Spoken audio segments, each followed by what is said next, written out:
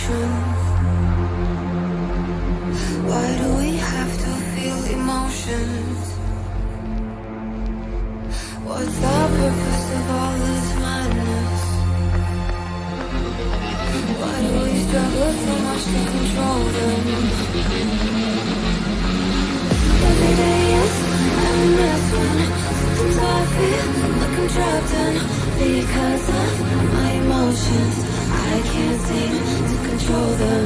Every day is a mess when sometimes I feel like I'm trapped in my emotions. I can't seem to control them. My emotions. My emotions. My emotions. My emotions. My emotions. My emotions. My emotions.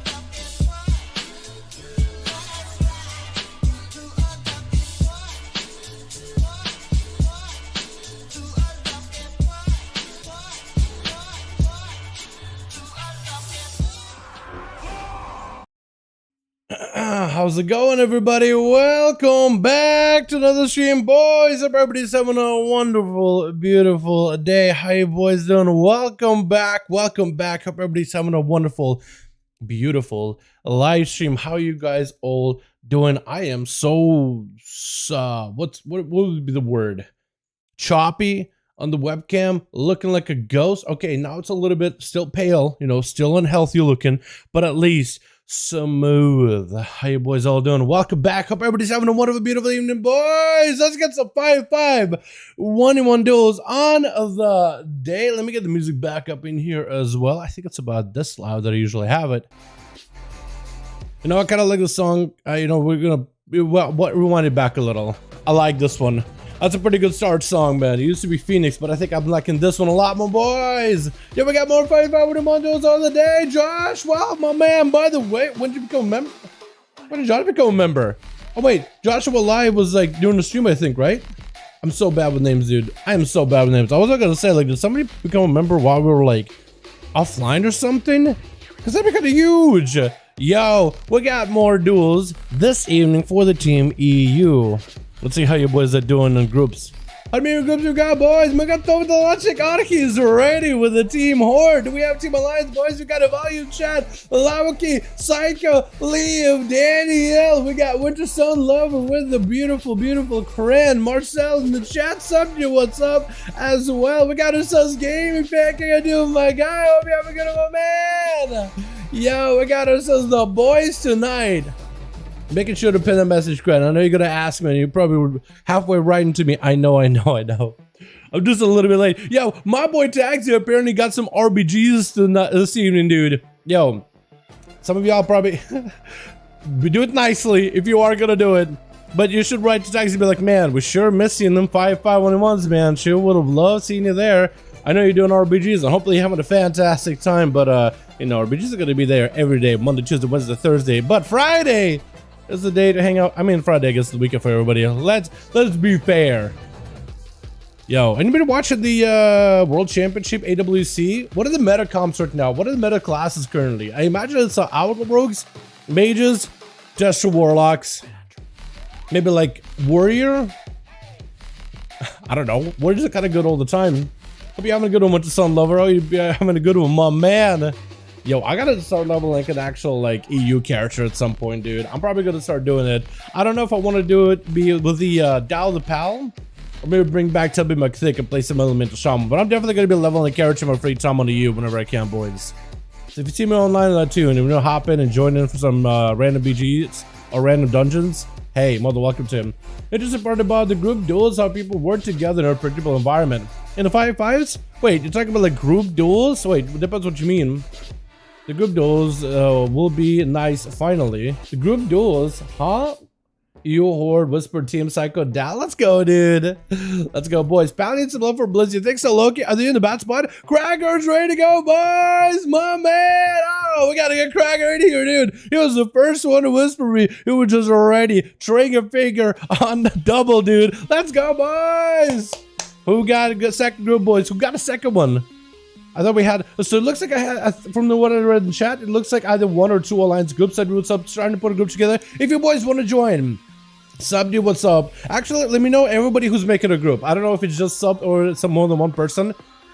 Gotcha.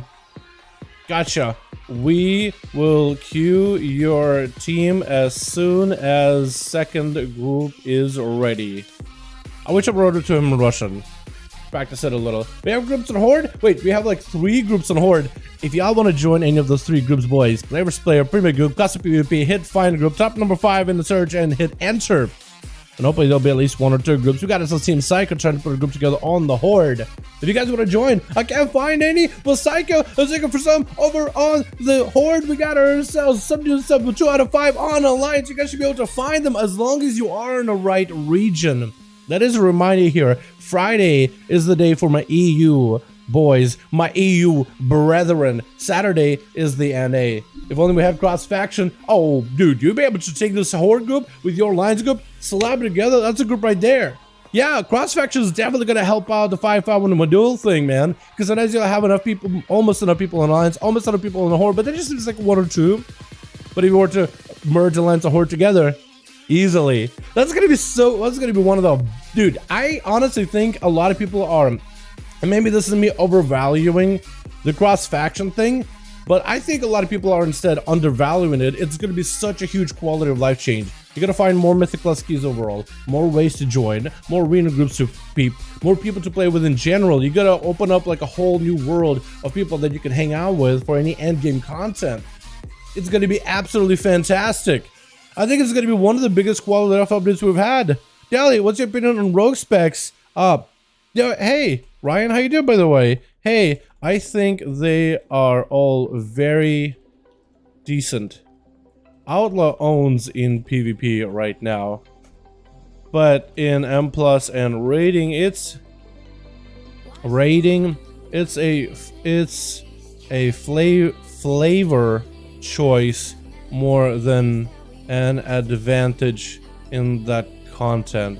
ASUS is really good in ST, so it's great for raids and PvP. Sub is great for all content right now. That's gonna be my honest reply. So it's gonna be awesome, dude. It's gonna be great because Scran, you have some alliance characters. I have some horde characters, but also have alliance characters, and I'm leveling characters for funsies from time to time. And now I'm gonna be able to like this. I have a second rogue in alliance. I don't really ever play him, Corsair rogue, but now I actually could if I wanted to. I don't think I'm gonna, but now I could if I really wanted to. And now I can make a bunch of characters to just learn certain specs and like actually have them playable. It's gonna be really interesting. What's up, bro? What's up, G? I do my man. I'm good on my guy. Yo, we need one more on Team Horde. We got ourselves Team Psycho with this group ready to go. We got still also somebody what's up looking for more alliance boys over in the alliance. You guys are more than welcome to join up if you wish. Yeah, no biggie. No biggie, Kren. I gotcha. Let's roll. Yeah, we need one more, boys, so we're good to go. That actually works out. This is like this little break in between. Chicago, how you doing, by the way? Yo, I got a vid with Chicago on the front in just a moment here. Whenever that's finished. I think the thumbnail is done. You're just gonna have to wait until it comes out. Big kiss. What's up, my guy? Big highs. How you doing, fam? Hope you're having a good one. Is you playing Smite, by the way? Or was that like a phase?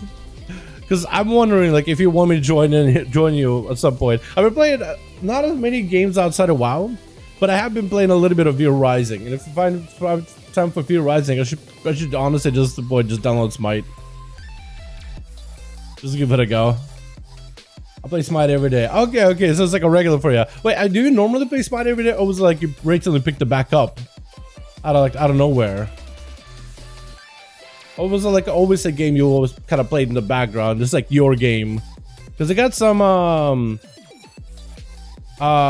friends that've been playing like HOTS. They kind of play it on and off. But they were just like, they never like really quit playing HOTS. It's just kind of like whether there's content on HOTS, which there really isn't nowadays. But they just gotta play it on and off. Dow stop main. If you stop main and rogue, it'll be weird. We won't be able to call you Dow the rogue. That is true. That would be really, really weird. I mean, like the only way that would stop maining my rogue, Leov, is like Blizzard would need to really do something bad with rogues for like Dragonflight. Like I'm gonna go into the next expansion with an open mind on which class I'm gonna play. I'm definitely gonna peep rogue, but I'm also gonna compare rogue against other classes, and that's what I did for Shadowlands. Like I was not set to play rogue in Shadowlands. I kind of want to go in and just look at what the class are gonna be like, because the new expansion, my class could get changed drastically. Right, especially with Outlaw. I mean, there's roll the bones, slice and dice between the eyes. It's like all those mechanics that it's like, can Blizzard do that right? And you know, I thought they did pretty good, and I kind of like what the direction the class was going. So I was like, okay, I'll play it. That's really what it came down to. With the second Horde, let's go, boys! Yeah, if y'all want to join Team Psycho, just use one more in the Horde EU. This is where you guys need to get all your friends on reality. Anyone that's interested, crack, or maybe you know somebody that would like to join Team Psycho so you can burst versus your team. As soon as you get one going, boys, it'll be go off to the races. Honestly. But yeah, I'm gonna go into Dragonflight with like an open mind, Leo. I think it's probably the best way of going about it, because you never know what Blizzard is gonna do to your favorite class. Because what if they make changes and you don't like it? Make it that switch early, figuring out what you want to play, so you can enjoy your time in the game is the most important part. Like, this is why I tell people, like, you know what, I know there's a, gonna be an evoker that's gonna be fresh new class, everybody's gonna be playing it, kind of like a demon hunters were back with the H's, but like, I want to promote people like, yo, if evoker has something that you love in the gameplay, you should chase after it, dude. You really should. Have you got some popcorn? Yeah, get some popcorn rolling if you want to do that. I haven't had popcorn in a while. By the way, I might need to get popcorn rolling because there's a new Star Wars thing with Obi-Wan. Anybody watching that? I'm probably going to be peeping that tonight. I think me and Craig are going to watch together. It could be pretty fun. I'm actually kind of excited for it because dude, I don't know how I feel about the prequel Star Wars movies. I kind of like the prequels because that was my childhood. Like, don't get me wrong, I love the originals. Obi-Wan, yeah, don't spoil it, please. Obi-Wan was amazing. That's awesome. Jin was so good. That's what I was really excited for because I like, they did really well with Mandalorian, which I don't think anyone expected. Boba Fett was cool. I didn't like it as much as Mandalorian, but it's still not bad. I'm excited. Hell yeah, boys. Hell yeah.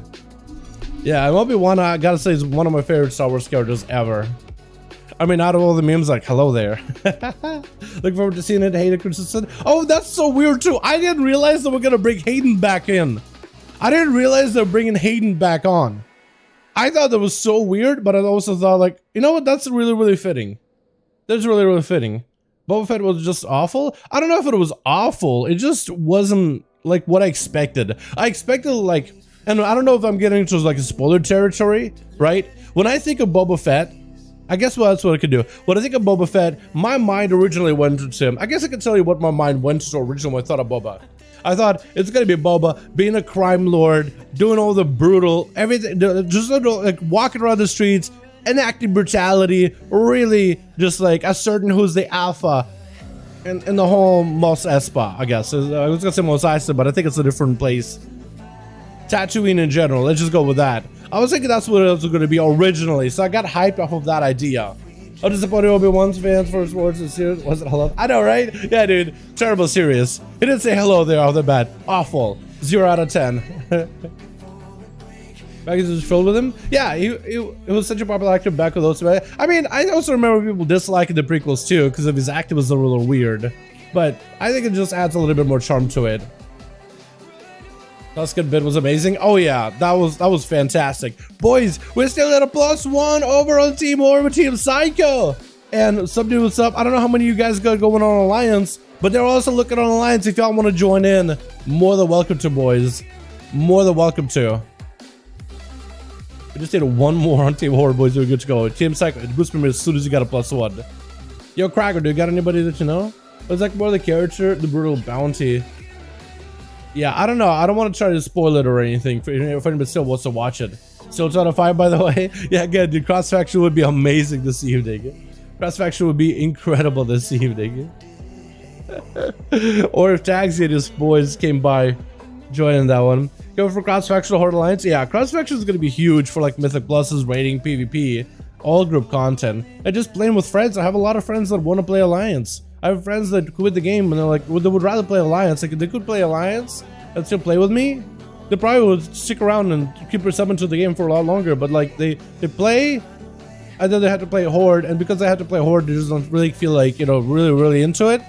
And then somebody's like, all right, well, I still want content. I'm gonna peace out for the time until the next expansion, next big update or whatever. We're from Dal, original Russia.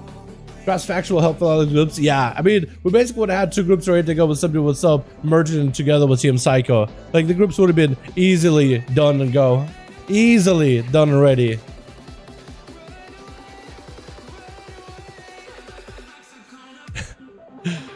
But yeah, I still remember people really disliking the prequels at the time. I mean, I feel like prequels, they were not perfect. Not perfect at all. I feel like some of the acting from Christian was a little bit weird at times. I think we can all agree with that, right? Some of them was maybe a little stiff. Some of the voice lines were a little okay. Like, watching those movies back, you're like, man, these movies were like so good back then because of nostalgia. But like, look at them now. The effects were fantastic. But even with the effects, some parts still feel kind of like, what's the best word I can think of? Dated? Just a little dated? Just a little list of dated? Is it just me? Maybe it's just me, dude. Maybe it's honestly just me. What am I trying to do? Dude, my context is swimming. We just need a +1 on Team Horde, boys. It will be good to go. What am I trying to do right now, actually? Let me get some coffee in me, dude.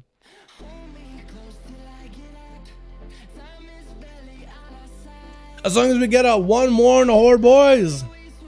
Or 3 more in Alliance. We got ourselves 2 groups ready to go. As soon as we fill them out, we'll be good to go, boys.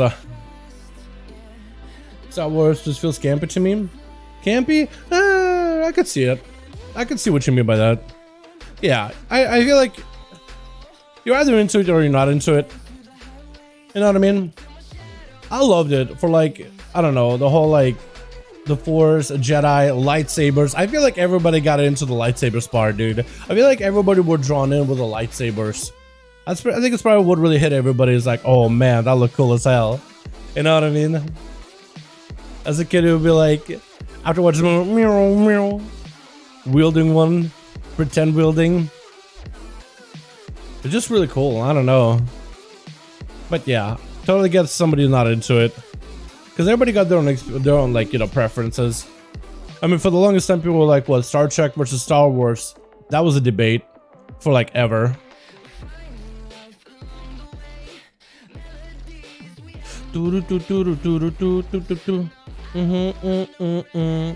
Age well is like 41. Is he 41? I didn't even realize. Yeah, I guess that's. I'll agree with you on that. It definitely does not look like he's 41. How are we doing in groups, boys? Can we get a +1 in the Horde? There's no way we are not able to get a +1 in the Horde. Oh no, TF Psycho, bud. Everybody in your group, maybe they could ask like guildies or friends on anybody on Real ID. Krager, do you know a +1 that could maybe join young boy TM Psycho? Do you by any chance know somebody that would join TM Psycho?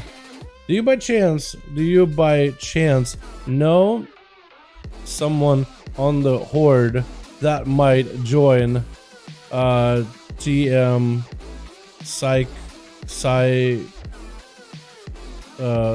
join the other Horde group?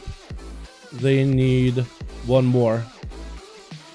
Then we will have 2 groups for 5v5. If Cracker knows like one more person, dude, one more in the Horde to join in, we'll be good to go then. The fight is a lot more fun than a gunfight if you ask me. Yeah, I get you. I try. It sounds good. Yeah, we need 1 more boys. That or we need a whole set of boys on Alliance. You know about the game Warframe, and if you guys want to think about it, I know very, very little about Warframe. I messed around with it before because I feel like I was going through one of those phases, I think before I got into World of Warcraft, where, you know, as a kid, you're looking at Steam, you're looking at every single big game that's free, and you're trying everything. Warframe is a game that I don't really know how to describe it.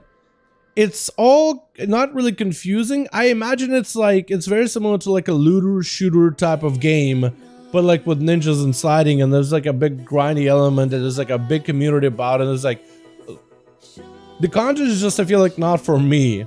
You know what I mean? Like, it looks pretty cool, but I know very, very little in terms of the in-depth about it. I feel like it's like I more or less get, I guess, I feel like I understand the gist about it, but I don't really get it just yet. You know what I mean? Yeah, I have not much about it. Not much info about it at all. Probably awkward as a couple look at big picture. Yeah. For sure. Dow join us, dude. I would. This character though doesn't have any gear. So let me join in on this 212 item level hunter. I will start leveling a actual character though at some point, boys. I did want to start actually getting somebody up and running. I think it'd be fun for like the last batch to join in. Hello from Charlie Levy. What's up, Black? How you doing, man? Hope you having good, my guy. Hope you're doing good, my dude. Oh, that's not, nope. Apparently that song, apparently there's an issue with that song. Apparently they didn't like me playing that song on stream. I don't know why. Hopefully the stream will be good. It was like a content ID claim, and I was like, huh? Over what? Sean, got you, my guy. Let's get some 5. No target. Sean, be sure you're online in reality. Real quick. Online in reality. Otherwise, it can't kill you. We got ourselves the groups, boys. Let's go. Huge.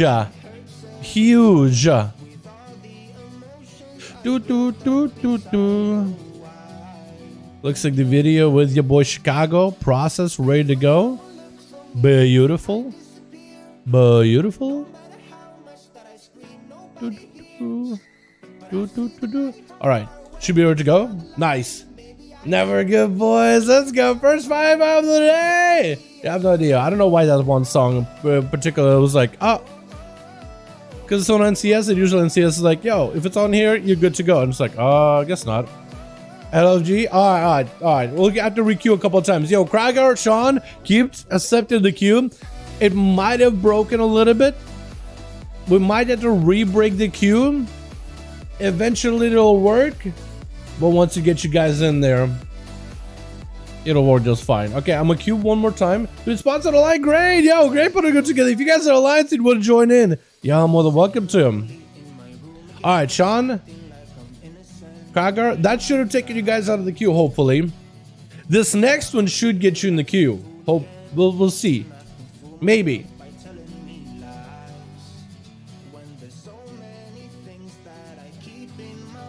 Possibly. You basically just have to keep it selecting queue over and over and over. When you try to queue with somebody's in LFG, it can break it up. Break the queue a little. And then we get into like where it says it's looking for a queue, right? It's like, oh, looking for arenas, try to queue up, and it's like not really doing it. It'll just keep kind of getting hung up like that for a while.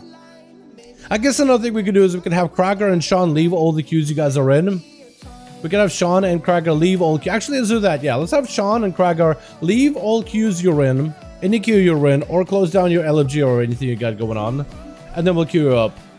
So I'll give you guys a couple seconds to do that. That'll probably work the best. I'll get my tunes up and running here.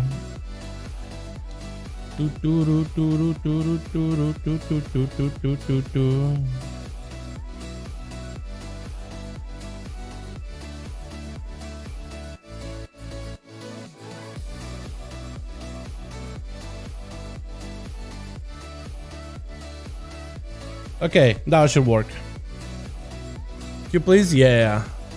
Now it should hopefully work. There it is. Took a second. Alright, let me get my Duels playlist. I like some of these songs, but there's some that I really enjoy, and then there's like goes a little bit too mellow for me, and then it really picks up right afterwards. The problem with that is not our Duels mix. We're just constant hype the whole time. I do need to update it a little bit more, the mix. But that should be in a good spot. Also, I forgot to tweet about the Duels.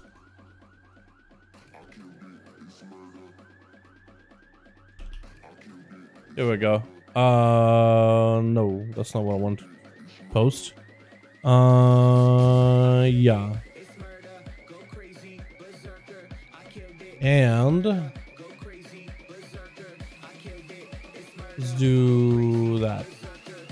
Beautiful. Alrighty, boys. We're ready for the 5V5 1v1 Duels. First ones of the evening. Oh, we got the boy. No way. Twitch. Here, no way. We got the boy back in here. My man, Tasty. And it's going to be first up. Are you kidding me? It's been so long since I've seen this. Tasty more. And you're an orc now. Are you going to go back to Dwarf with a cross faction? Oh my goodness. Hey, how you doing, beauty? We got Tasty first up over for the team one. With team one having Kragar on that team. We got, it says Ari Holic. Oh my god, you get full party Buccaneer mug. We got ourselves in the back Adva as well as Kaloon? Cop what? I don't know. Cop Loon Bali? Cop. We gotta call him Cop. We got Air Rodri. Gonna be first up as an Owl Rogue, trying to see if he can go for a kidney shot versus Tasty. Gonna be a full wall by the Earth Elemental, giving him that bolster defensive. RJ going for the Kyrian setup, trying to see if he can continue the sustained damage. Gonna be an early clock of shadows out of the Rogue, could put him in a dangerous situation later. As Tasty is rotated out of the Earth Elemental, the Fire Alley, big lasso to RJ. Looks like no trick and no clock, and nothing. And the Rogue does go down into a singular zap, just giving the shock. Therapy shock tree, big lava versus follow versus Psycho as he's going in with some damage of his own. Popped up his Earth Elemental Sunder onto Tasty. That's going to be a stun by the Eli Shaman. It's going to try to see if he can get himself some healing while moving. And it's going to be massive. I said it's out of Team Psycho. Tasty trying to see if he can land a Hex. No tricking out of Team Psycho. It's going to land Tasty, get some recovery. Team Psycho banked up a lot of cooldowns. He's ready to unleash the full might of the element and handsome shaman, but the lighter Lassa does separate the two for just a moment as Stacy is trying to create some space between the two. Psycho slowly trying to see if he can close that gap, landing that quick interrupt against the flesh cap. That's going to be a hex to follow, but Stacy trying to give himself a little bit more CC, a little bit more survivability. Did he just go for a primordial on the pet? I think he did, trying to get himself a big haste buff using the Necrolord legendary. Every time you can get a bunch of flame shocks and lava bursts flying into multiple enemies after your primordial, it can give you a pretty big haze buff. It should give you more ticks of your flame shock, faster casting. It's actually not terrible, and players that try to get maximum value out of it, I feel like we'll end up getting ahead in the long term. Gonna be Psycho with that last for a second, Tasty making sure they recover their health fully just to make sure they're all good to go. Frost shocks flying, I think, at one of the totems. And TM Psycho is looking for a complete reset as the Tasty Shaman. Both of them are shamans, so it's almost like, sometimes I like to just call them shaman, sometimes this class, that class, like, but both of them are the same class. It's so difficult to keep track of it. Psycho trying to see if you can close that gap with Tasty, but I like the lasso.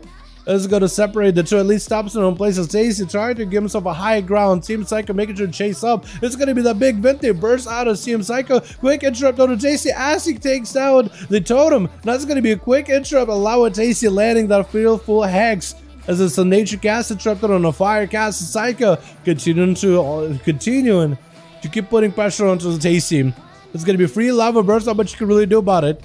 Psycho does not play the grounding totem, so there's no way for him to really stop any of that damage. It's going to get the Ghost Who's rolling in versus AC. It's going to be a lot of Alien Blast or Lightning Bolt to follow. Primordial getting set up by Tasty. Could potentially have himself a big Lightning Bolt setup, potentially a big lava burst. Looks like Tasty might be playing a more of an RNG build. Looking at his build, I'm not seeing a Stormkeeper, so I think he's playing a straight up lava burst prog build, potentially an Ascendus lava burst build. Is that what he's running? Possibly? Or maybe the UI isn't showing up his cooldowns right. Sunder stun onto Tasty. Does have a chicken ready for it. Team Psycho chooses to burn chicken against the Lasso. Tasty getting kind of low in health. Is it going to be a full hex? Landing a stun into a hex onto Psycho. Nothing he can really do about it. Flush cut down for Tasty. As it looks like they got himself a little bit of recovery. Bloodluster rolling Psycho for just a little bit longer. Looks like the Fire Elemental is still in play. Either the Fire Elemental has been in play this whole time, or Tasty just summoned a fresh new one. I can't even tell. And it looks like Psycho's a little bit of a back foot, just trying to go for a bit of a reset. That Fire Elemental, any kind of free damage it does around the corner, is actually going to stack up towards Psycho in the long-term process. And while that Ellie's out, it's just going to give Tasty guaranteed Lava Burst and 20% more damage on this Lava Burst. It's actually quite a bit of damn. And it looks like Psycho getting kind of low. Earthshock gets him pretty dangerous and low with the Meteor coming around the corner. Meteor kind of bugged out on our screen, but I think it does still connect with Psycho. Looks like maybe he has stabilized. Big Ascent is out for the Enhancement Shaman. Wall up for Tasty, trying to see if he might be able to get a Hex versus Psycho. And it's going to get interrupted. Tasty is going to be able to get the next Hex rolling, but Ascent does stop him for a second. Maybe a stun totem around the corner. Does stun the heal for a moment. But Psycho is still going to watch Tasty get at least 1 or 2 healing surges up and running. Not much you can really do. He does have to send that Hex. And Tasty recovered quite a lot of health. Looks like it's going to go for cooldowns right now. Potentially big damage. The Fire Elemental does dissipate for a moment. But it's only 50 seconds until that thing is back up. Light and Lasso onto Psycho. Does get on dangerous territory. Big Earthshock to follow. Does end up collapsing around him. But looks like Psycho might have recovered for just a second. Tasty knocking him as far back as possible. Dora Shadow's trying to close that gap as best as he can. And Psycho continuing to press on versus Tasty. Tasty popping out the flute. Just trying to play Psycho ability. Maybe try to soothe the beast. Earth Elemental joining in. Quick stun onto Psycho. And Tasty likely will hold onto that Earth Elemental using that wall really early. So it looks like maybe he's going to use that wall, maybe try to see if he can take as much damage as possible. Psycho does pop out the Fire Ellie immediately, losing his fortification from the Earth Elemental. Primordial Bolt getting set up, lots of lava bursts with an Earthshock to follow. Just continue to chuck out those meatballs and Tasty. Just watching Psycho recover all the health back. Quick interrupt in the last second with that Hex. Does Psycho have anything to follow? That's going to be a stun. Tasty's stun. It's going to be a flesh cap out of Tasty. Still could go for a Hex onto Psycho if he wanted to. Tasty recovered a lot of health just now. And Psycho getting knocked back on the platform all over again. Tasty trying to see if he can land himself an angle. So far, this back and forth with Shamans, it's just been kind of tough to see which one is going to end up winning this. I think Tasty has had quite a huge advantage in this duel. The fact that he could just go for a Hex onto Psycho. Remove him out of the game altogether. right? And there's only so much Psycho can do. He can interrupt the first hex, but the second one is definitely going to go through. Not much you can really do about it unless he can stave a trinket for it. I think it might be the only way for him to really mitigate it in order to keep the pressure rolling. Big arc shot on Psycho, popping off a wall, trying to see if he can stagnate a lot of the damage on Tasty. There goes a hex, does get the interrupt. Does Psycho have enough pressure here? It's going to go for a big hex, big bloodlust. It's going to be a hex either way. Unless you have a trinket for this one, there's no way of resetting it. There's no way of removing it. It does get knocked down for a second with a slow to follow. Daisy trying to see if you can pressure him from above with an Earth Shock. We're now to chase it after Psycho with a Frost Shock. Like the last one to follow. Looks like Psycho's getting low on health. Does he have any more recovery? Gives him a heal at the last second as a Lava Burst connects. And Tasty watching Psycho just go for a mad bit of recovery without Vintage Chain Harvest. Looks like Psycho might have actually found some pressure with Tasty. Sunder into a stun. Does he have enough? Tasty has a trinket going for it. Is it going to be an interrupt? I think he might have juked it. Oh, and Tasty looking for that reset. The Ghosters are trying to see if they can bind at the Ellie Shaman, but looks like it's not going to be enough. Recovers just a little bit of health. Not fully recovered though. Could still be in a very tight situation. I don't know if they have an Earth Elemental. Gonna be a mad sentence for Psycho. I think he's just trying to see if he can deal with this. Gonna be a last time in a place for Psycho. Both of the Shamans are kind of low. Does Tasty get himself any cover whatsoever? Gonna be a Sun Totem. That's gonna be Psycho not walking to Sun Totem. Using that sentence to just get range damage versus Tasty. That's gonna be a porter around the corner. Does he even have to finish it? Hex at the last second. Looks like Psycho does end up clobbering him down. With Ari... What is her name? Ari Orc. Oh, Archie Orc. Wait, this is Archie as an orc? Archie Shami. But an orc this time around, playing the Necrolord Outlaw, kidney shot onto Psycho. It's going to be Psycho trinket out of it. I thought you want to walk out of that Resonance trinket. Blind out of the rogue. As it goes to reset, I didn't realize this was Archie on a rogue. No way. I can't believe it. Psycho did burn a wall versus Archie.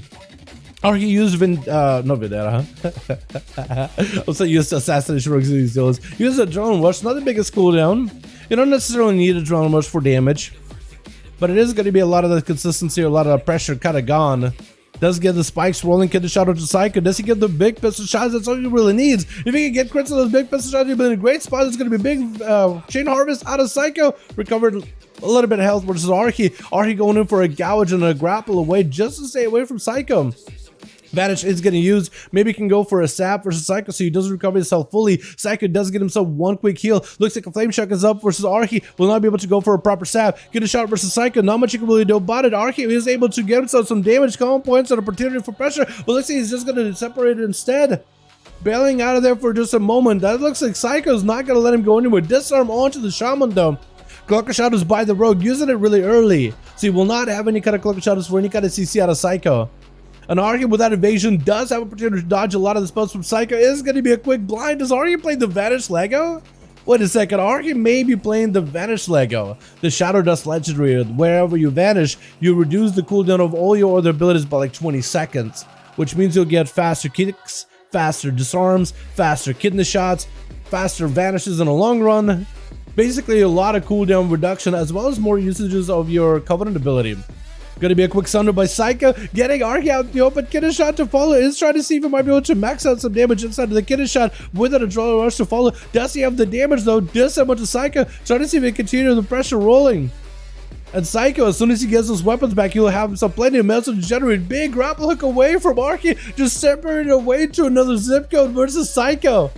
As the Shaman does burn a wall, trying to see if he can get close next to Archie. Massive Chain Harvest does get the rogue really low. That's going to be quick gouge. Maybe get a shot to follow. Archie goes for a vanish. I did not watch to see if that vanish gives him cooldown reduction. But looks like a flame shock is still keeping him out in the open. This rogue's got to be very careful. It's going to be slow around the corner. Almost land himself a full reset. Get a shot onto Psycho. Has a trinket in case he needs to. Archie got a backpedaling out of there. Blundered Psycho forces a trinket out of him. And looks like Archie trying to go for an evasion to follow. Psycho's limited in what he can really do to Archie. Trying to see if he can stun him in place. That gouge still might let the rogue escape. That's a perfect setup gouge with a disarm to follow. Just not letting the Shaman play the game at all. The Shaman is either stunned, he's gouged, he's sapped, he's bloody, he's disarmed. It looks like Archie is still on the back foot, even though it has all the control over the Shaman. It just shows you that Psycho just focusing on generating as much maelstrom as possible, getting as much damage as he can versus Archie. That's going to be a full flash count, almost landing a full channel. but Psycho pushes in, kind of pressures Arhi. Most likely going to be yet another killing shot. I think Psycho might have used the Battlemaster trinket just now. Arhi getting nipped down by those ghost swords on the side. Team Psycho kind of low on health. That's going to be also dampening slowly but surely, ramping up. That's going to be big. Instead, is trying to see if he can blast out the rogue. It does get to do so. With Cobb going to be up next. I got to figure out your name. It's like Koplu na Bali. I don't know what that means. But we're going to call you Cobb. Massive chain harvest for Team Psycho. It's going to do a lot of damage to the Paladin. I don't know why it's called the Warrior. Massive damage on the Cobb though. Huge setup. As he went in for a resonator. I didn't even notice the resonator right onto the Shaman's feet. But listen, Cobb did take down your boy Shaman. Team Psycho at the very last second. Voodoo Death's going to be next up for the Team 2. I like the mod you're trying to go for. I think you look like extremely pale with that flesh gap, so it's really hard to see. But otherwise, it looks pretty cool. Going to be a Cobb, not really in a great position. Kind of getting lower in health little by little. Already, actually, no, I was going to say already burned Bubble versus Arhi, but looks like, or Psycho, but he didn't. Only Shield of Vengeance. I honestly thought he burned one. But that's like IBF coming out really early for Voodoo.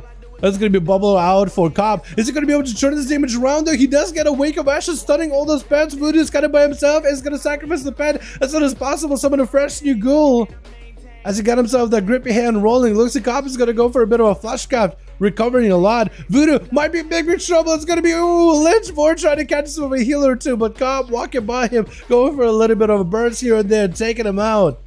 Wilson got ourselves our tennis over on the Team 2 with Denelope getting hit with a Hodge immediately as Cobb just going for the Hodge and trying to separate away from the other team's Paladin. Trying to catch himself a heal or two. Denelope slowly waddling. I like the whole like maw aesthetic you got. The mace and everything. Whole Sanctum set. I like some of those cosmetic weapons they added in Xerath. Hopefully they'll add more in the future. Like unique weapons that you can pick up. From more than just like PvE or PvP, just like from the world, from rares and stuff. I enjoy that. And some of those models, they look good. Stun onto Cobb. Looks like Denelope backing up out of there. I guess it took a little bit of damage. Seeing the blessing of protection out of Cobb. They're like, you know what? I'm gonna back up, catch a quick heal, and I'm gonna go back in there. Looks like still plenty of pressure coming down from Cobb though. As he just continued to force pressure onto Denelope, enough to force a Bubble out of the other team's Paladin. Denelope trying to see if they can max out the damage with the wings and Bubble versus Cobb. It looks like Cobb just had to wait until Bubble is over. Interrupt on Denelope, putting pressure on the Island Valley. Worst stop to follow. Is that going to be enough stun right after Trinket to follow? But I think Denelope is going to try to go for as much self-healing as possible. Word of Glory spam back to back, trying to catch back up. Flash of light going, but it's going to be a quick rebuke, and Cobb does end up taking them down. With Artena's going to be last one left over for the Team 2. Trying to go for a big old IBM versus Cobb. I think that was somebody's resolve trick. I'm not really sure. A resonator. Not really sure whose it was. The Demon Hunter does have a demon spawning in for him. Better use Metamorphosis whenever you slay it. Better be very careful of this Paladin that is full wings blaring. This is going to be dropping down darkness. Trying to be extra careful. That's going to be the Fell Brand onto Cobb. Next auto check is going to give him wings, but looks like the Demon Hunter has bigger and stronger wings than he does. Cracker charging out from up the ramp towards the Demon Hunter, not really given an opportunity to really escape or really find recovery. Going to be Demon Hunter literally flying up in the air as Cracker got himself flash craft and is just waiting for him. Waiting for him down below like a cat waiting for a bird, hungrily ready to slam him down. Well, that's hell of a deal. Cobb apparently got 3 kills. Are you kidding me? Psycho and Tasty had the longest back and forth as only Shaman versus Enhancer, man. That was just the longest back and forth, but it just shows you the amount of healing and survivability both of these classes bring to the table. Let's get another group going, boys, yeah? We got the same team? Yeah, I'm down to go again. I'm down to go. Yo, Cycle, let me know when you have a group ready, my guy. Let me know if you still have the 5-man ready to go, because I'm ready to go again. Hell yeah. How many of these have we had? 120? 122. Apparently. Let's go, dude. Huge. Huge. The flying didn't save him. Dude, flying is a risky play, because you know you're going to have people down below. Down for more if no one is ready? Yeah, I'm down to go again. Let me just go and chat. Let me change up my audio real quick. I just noticed that I'm running, I think, wrong audio. It's gonna have a little bit, you're gonna hear a little blip on the screen for just a second. Hold on, ready? Blip. You're not gonna hear anything for a moment. No music for a while. And we're back. We're good, right? Chat, let me know if music is ready. I'll get the scene back up and running. Let me know if there's something wrong with the music, boys, or there's something wrong with the audio. Just in case, because you never really know. What do you find the groups? Vegetables. We got some in LFG, man. People LFG, top number 5 in the search. You might be able to find some groups. We got a second one on a third group on Alliance, actually. Hi, y'all. Having fun, boys. What's up, G? Fucking man. Hope you're having a good one. Audio's fine. Let's go. Someone AFK? That's fine, Sean. We can wait him for a second. What's your hashtag Dalaran got a group? Dalaran hashtag 1340. Subject, what's up? The subject got Alliance group. Let's go, boys. Let's go. Sean has a guy AFK right now. If he doesn't get back, we could get Subdue What's Up real quick versus Kragger and get Sean back in there immediately. We could do that, boys. We could do that. We got options. But Subdue What's Up, Dalaran, hashtag 1340. Let me make sure I can find somebody I haven't talked to in a while. I guess I could remove Wolfie off of reality. I feel so bad. Faceless. No, I can't do that. Texan still hops on from time to time though, apparently. Well, hasn't been online in a long while. I'm just trying to make sure I have a clear friends list. Nick, 7 minutes. For some reason I thought it 7 months. I don't know why. Lucron, I know that Lucron is actually still around. I know Lucron is still around, dude. Jacko, that's a homie, dude. I literally cannot. I literally can't. Man, what? Months. Daggernath. Oh, I guess, yeah, Daggernath makes sense, but that's also a homie. Like, Brandon. Dude, I look at all the people that I haven't seen in a long while, and it's all the homies over there from like day one. Anime? I know that he actually plays it, though. Hi, ready? Gray got a group? Oh, let's go, boys! Get him in here. Let's get Kraggar and Grain. Sean, it looks like you put yourself in LG, right? Okay, we'll get Quick Grain versus Kraggar, and we'll get Sean back in as soon as possible, boys. That's what we're gonna do. We'll do a real quick one, just so Team Kraggar continues playing. We'll get as many of these duels out for the night. I want to keep doing as many of these as I can, boys. So if you guys got groups, if you guys got interest in 5v5s, I'm gonna keep doing them as much as possible, man. We gotta keep going as much as we can. Sub dude, are you also are you part of the group, or do you have a second group? Wait, does Sub dude have a different group separately? Wait, Sub, are you part of this group that's team 2 or not? Or are you part of like a different group? Because I'm trying to figure out if we have 2 alliance groups or 1 alliance group. But yeah, Dalaran hashtag 1340. I added Grain, but I thought you were in that group. Is that, do you have a separate group altogether? I mean here. Okay. I was gonna say for a sec. Are you Huge Buttman? Or are you the Demon Hunter? Or wait, are you, because Vassal is nigh. Unless you're Alonia. You have to be Huge Buttman then. I love it though. Hell yeah. Let's go. Alrighty, boys. Are we gonna see Archie Shaman today, by the way? I'd like to see Archie Shaman at some point. Which looks like Tasty's going back in. It's gonna be Ellie versus Ellie, with Huge Buttman gonna be first up. Again, putting that cloak covering the big old butt. Like, why would he do that? Teasing us. Gonna be stunned out of the Earth Elemental. Trying to see if he can interrupt that Lightning Lasso. Tasty with a place, though. Huge Buttman does get himself opportunity to recover. Skyfear Totem was used, so actually you can see a bit of difference between the two. Tasty playing for him at Stormkeeper. Huge Buttman playing for that Ascendance, but not a real Ascendance. I think it's just a legendary for Ascendance.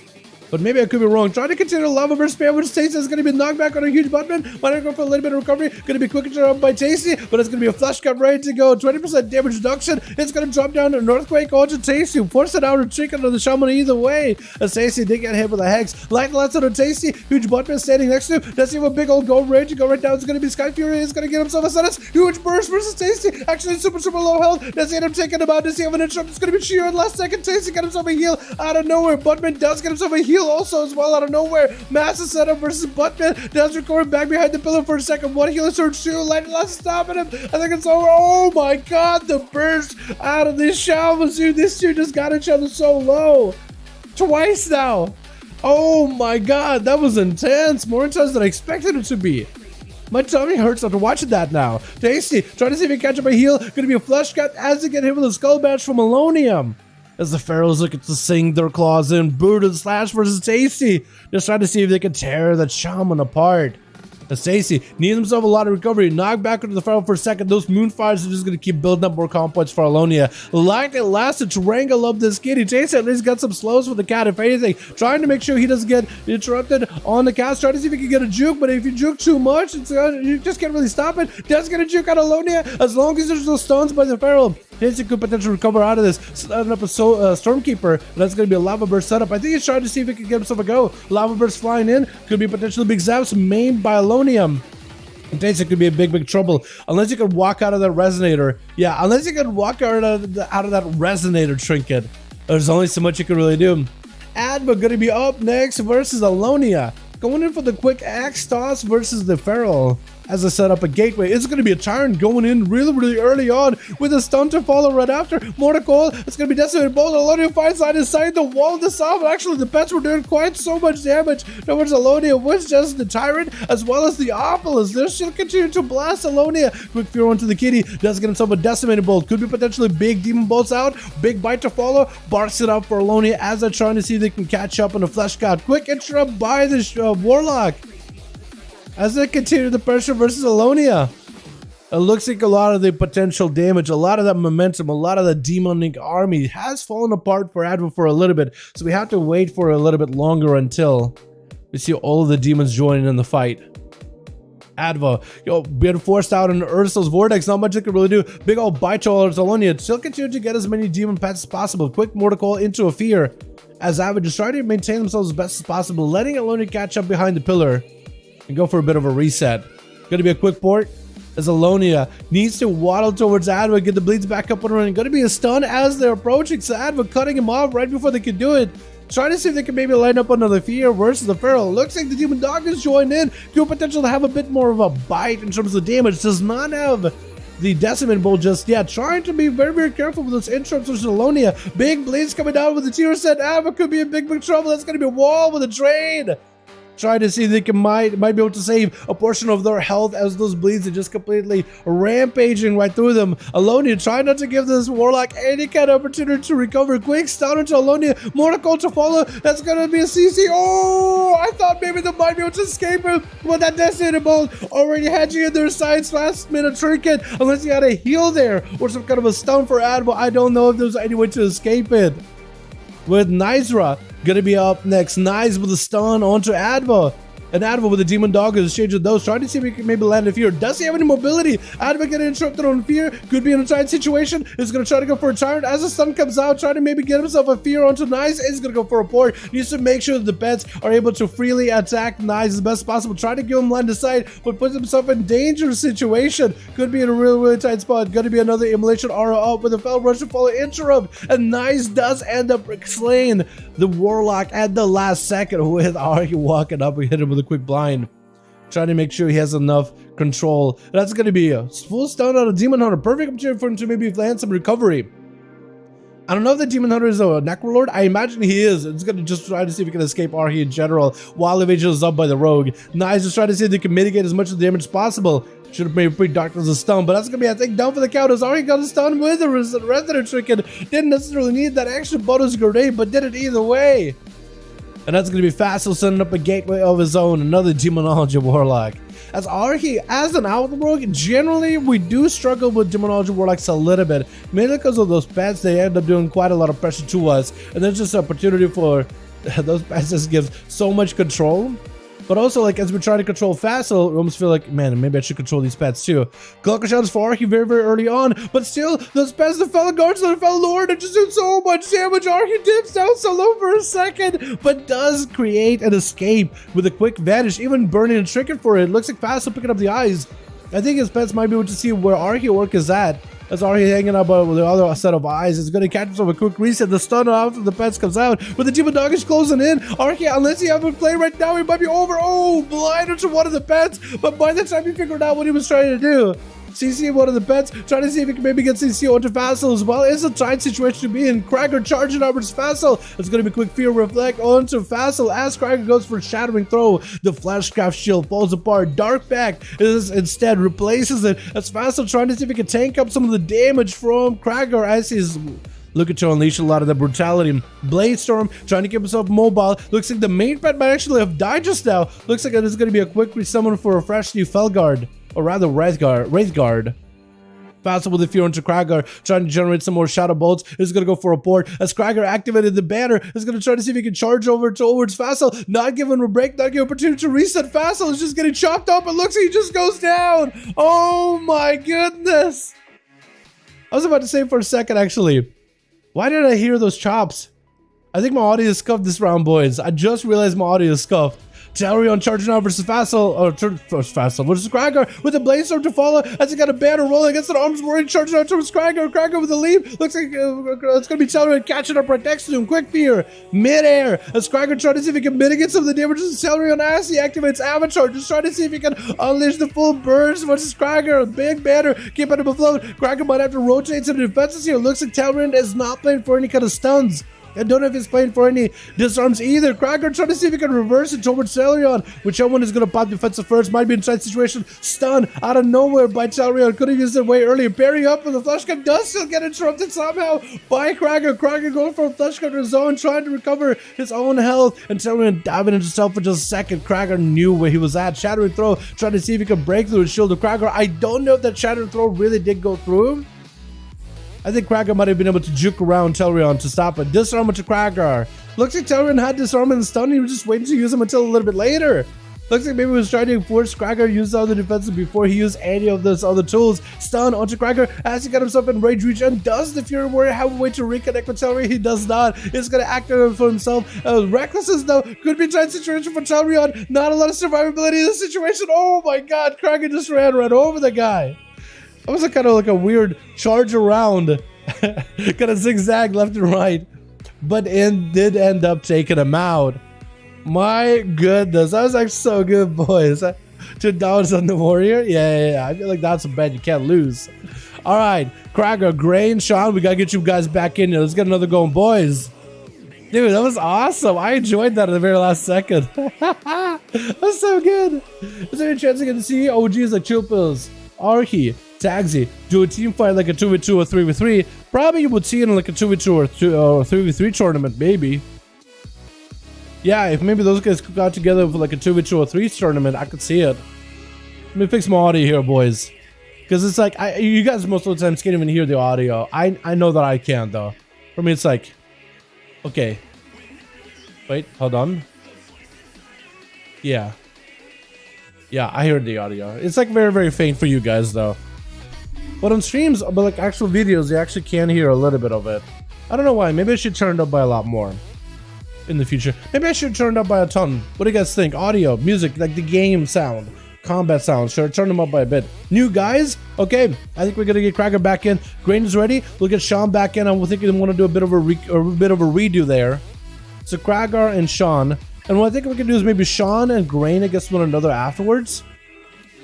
Just so we can get a bit of variety and get Team Kragar back in there again. Let's go, boys. Let's go. That was so good. Wasn't it, gaming? I enjoyed that one. Kragar the Beast. I know, right? He just ran over these boys. My goodness. Hasn't given me, he'd be dead just saying. Dude, sub, that was actually so clutch, dude. That was so close in the duel. That was absolutely clutch. Yo, Kragar, Sean will have to re-queue you guys a couple of times. I think it might have been the LFG thing again, but maybe. Oh, no, we're good. We're good. Don't worry about it. We're good. Let's go, boys. Why evasion not being tracked? I know, right, Beck? I have no idea. No idea. That is a defensive that, yeah, with how short the cooldown is of evasion for rogues, just basically think of like they always have evasion. Think of it like a 20-second cooldown, and they basically always have it up. It should be tracked. I think it's because the evasion has so much cooldown reduction to it that the game will like lose its mind trying to keep track of it. So it's like, you know what? Let's just not even track it. We know it's there. It's untrackable and it's surprising. Just like the it's a surprise. It's a surprise mechanic. It's a loot box. I don't know. It would be nice if you could track it though, because you guys will be able to know if the rogue is gonna be safe or not. But just assume that I think maybe it's because they used to have the parry, but now they got evasion in the game. The Blizz never really got to program back in. Maybe, I have no idea, to be honest. That's just as good a guess as any. Twitch. We got ourselves team 1 to go with Embargo joining us as a group in. How you doing, my guy? We got a subscriber on the team, Tasty. We got ourselves Advo. First up is a Warlock with Guangzhou in the back. You got 2 out of rogues and absolute blasters. Denelope gonna be first up, getting stunned out in the open. Trinket coming out really early as we see a port out of Advo. Trying to see if he can back away from the Paladin. Shield events up for Denelope, and it looks like Advo just gonna let this pet strip away. That shield actually just gonna separate away from Denelope completely. Just gonna wait until defenses are done. That is a Trinket out of Denelope. Could be seeing a bubble very, very shortly, depending on how aggressively Advo goes in. And it looks like Advo set up a Decimator bolt ahead of time. Dude, if Denelope walks up on Advo really early, those could be some really harsh decimating bolts. Bolt up, second bolt up. Advo just trying to burn this out as fast as possible. Going to be a full pets with a stun on Denelope. Could be a giant situation with a Tyrant joining in. Denelope could be a big trouble. Mortical, one of the bubbles. There goes the bubble. Do they go aggressive? Looks like they decide to go an all-in strat. Final wreck versus Advo. Is it going to be enough though? Advo with a port still holding on to the flash count. Denelope not looking for that defensive recovery. It looks like they just want to commit only damage and just damage versus Advo. Sajiro joining into it too. Sajiro just trying to see if he can blast right through Advo as it did just burn a port. I think Advo might be limited on mobility. Those pets though are continuing that momentum of damage versus Sajiro though, dropping down their obelisk. Quick stun and a fear as Advo sees the pets finally start to dissipate, getting sent back into the twisting nether, losing out on the army. They're just trying to see if they can get some kind of CC versus Sajiro to separate it away from the guy. Sajiro leaping back out there. Advo trying to desperately avoid him. Sajiro is going to get random reckless as procs. Quick reflect up in case there's a Mortical versus Advo. Is going to save the Mortical for a little bit later. Pummel getting missed out by Sajiro, jumping under the platform just to make sure they have some land side versus Advo. Getting interrupted on that flash count. That's going to be Demon Doggers joining in. Advo has a lot of range. Sajiro trying to see if he can close that gap, trying to maintain his self-healing as best possible. As a Fury Warrior, you're playing a very barbarian style build. You have to stay as aggressively as you can next to your target. The more you're in fight, the more in combat you are, the more benefits you're gonna get, like self-healing. Massive self-healing. Whether through Bloodthirst, whether through double Rage of Blow on a target to get yourself a self-heal going over time, or when you go for impending victory. So for Sajiro, the more resources he can generate with Rage, the more melee abilities he can use, the better it's going to be for him. Advo is on a whole other plane of existence. He just wants to keep Sajiro at an arm's length. He's trying to make sure he can keep at least 6 feet away. Well, better yet, like 20 yards away, 40 yards away. That's a little bit longer than 6 feet. But he's trying to see, again, you can just see his play. He's just trying to make sure there's a distance between the two. Trying to see if he can punish Sajiro with some Demon Doggers early on with a stun right after, trying to run the corner, probably with an obelisk as well. Mortical into Sajiro, just gonna CC completely. Actually, line of sight Advo for a second. Sajiro finds himself extremely low in health. Could go maybe for a fear. All the pets, fearing all the pets. And that's gonna be trying to break in some of the healing off of the main tyrant pet. Massive healing off of that pet, but the flash could run the corner unless you have a Wrathguard who can stun it. And it's gonna be a full recovery for the Fury Warrior. Advo trying to continue the rotation, setting out even more pets versus Sajiro. Just continue the train of demons. Banner up for Sajiro, might be able to capitalize on this banner. He has himself ability to reduce any kind of movement speed reductions, nowhere below 100, so at least he's running at full speed. He does run like 30% faster normally, but if you pop a slow on him, it goes from 30% to 100. He's not slowed essentially. Mordic over Sajiro, looks like the banner has dissipated. And Advo trying to see if he can continue a little bit more onslaught, a little bit more damage towards Sajiro. It looks like the Wrathguard was attacking the Kevin side for a second. Is that what happens? Sajiro trying to see if he can leap around the corner, maybe get an interrupt with Advo. Is continue to ramp up some rage, ramp up some damage. Does not have a pummel for this flash gun until last second. Doesn't even use it then. That's going to be something Sajiro has a trick into a pummel for the fear. Going to be potentially maybe a leap. Sajiro catching up to Advo very, very quickly. He just trying to see if maybe rage blows would be enough. As him in the execute range potentially could be enough fear. At the last second, Sajiro does not have a way to break out of that fear. That's going to be yet a second one. Unless you have a Zerker rage, there's nothing you can really do about it. Advo's still trying to use Drain as much as possible to catch up as much of Sajiro. Port, as soon as he's a charge out of the Warrior. Leap should be able to help close that gap. But a Mortical and yet another fear just running in the other direction. Decimating Bolt does get lined up by Advo. Wait, potential Advo could maybe turn it around. As well coming back up, that's going to be Abba's joining him, trying to follow, unless Sejuro has a way to stop all these pets. Stun right on top of Sejuro, does have a fear for all the pets. Pets are running in all the directions. Advo is still under pressure. Another fell guard comes out. Looks like the pet's fear is finally gone. Potentially could maybe capitalize on all that damage. Shards still getting lots of blasts versus Sejuro. Sejuro catching up all the healing versus these pets with an enraged generation. Reducing a lot of the damage taken by at least 20%. With Bloodthirst giving him even more self-healing. It looks like Flash Captain around the corner. Sejuro does get interrupted as Advo does sneak around, trying to make sure he has a good line of sight over the pillar of the boxes. Stunning Sejuro, Mordecai right after.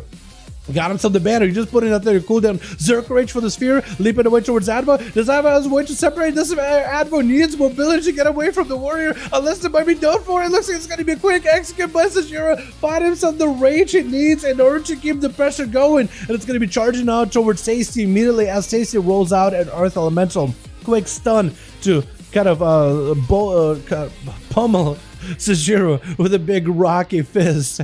Just hit him right in the noggin, knocking him back for a second. Sejuro using that Earth Elemental pet in order to get himself a little bit more self-healing. Wall out for Tasty really early with our Earth Elemental. He's going to swap to a Fire Alley pretty early on. Sejuro looking for the line of sight. He's just looking for cover. That's going to be Zabs back-to-back and Lava Burst to follow. Does catch up a massive heal with Embedded Victory versus the Fire Alley, but it's going to be the Zabs that are just going to break it apart and break up that healing pretty quickly.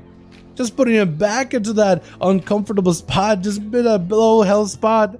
Sejuro does go for a fear versus Tasty, has himself in Rage Regen, does catch up on one more Bloodthirst as it's amplified by Enrage. It's going to be a quick reflect, not really sure what you can reflect versus Tasty. Maybe a Frost Shock or two. It's going to be a full flesh craft up with the Shaman. Sejuro backing up out of it for a second. Is going to use the Kevin Sub to give himself a little bit of healing. Lava Burst flying in with a lasso, locking him down for a second. Tasty does create advantage to give himself a little bit more space away from this warrior. Big Earthshock around the corner. Unless Sejuro has himself impending victory versus the Fire Alley, he might be in a tight spot.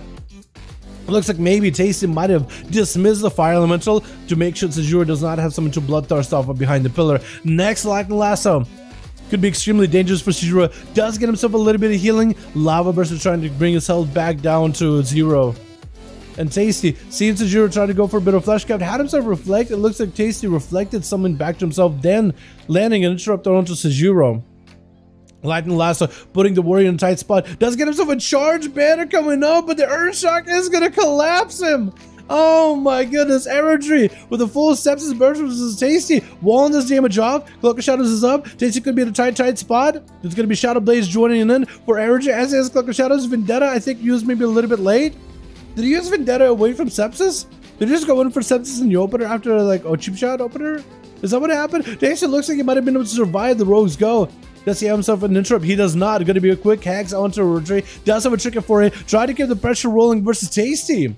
Tasty going in from one pressure class, the Fury Warrior, into the next, the Assassination Rogue. Erudry just using whatever defense he's got, like evasion, just to see if he can mitigate any kind of damage from Tasty. You never know, maybe the Fire Alley, maybe Tasty will end up going for an auto attack here and there. And Erudry should be able to maybe, hopefully, get an escape. Looks like he won't be able to get a clean one. Big Lava Burst flying in. That's going to be Smoke Bomb. Trying to see if he creates some line of sight. Tasty get a hit from a pretty far blind. That's going to be Fire Elemental. Keeping the pressure onto Erudry. Will not let this rogue catch himself an easy reset. Unless this rogue can line aside the pet, make sure he doesn't get hit by the cast, he might be able to actually get himself into stealth. Does drop combat for a second. Gonna be a knockback by Tasty. Mark for Death ready to go, but the rogue has himself Sepsis rolling versus Tasty, but it's gonna be a light lasso before the Mark for Death getting shot can connect, and Tasty does end up taking him out. He does still have Sepsis sticking on him. Could be bad for him in the long term, as it's quite a good portion of damage rolling in anyway. Psycho joining in with some Ghost Wolves. And an Earth Elemental actually popping off all the bad Tasty. Trying to see if they might be able to mitigate some of the pressure versus Psycho. Sunder for a moment. As it's going to be Ellie Blast by Psycho. Just trying to see if he can max out the damage with Tasty. It's going to be a full interrupt on the Hex. Tasty, does he survive this? Trying to go for yet another Hex versus Psycho. Has a trick in case he needs to. Not going to burn it just yet.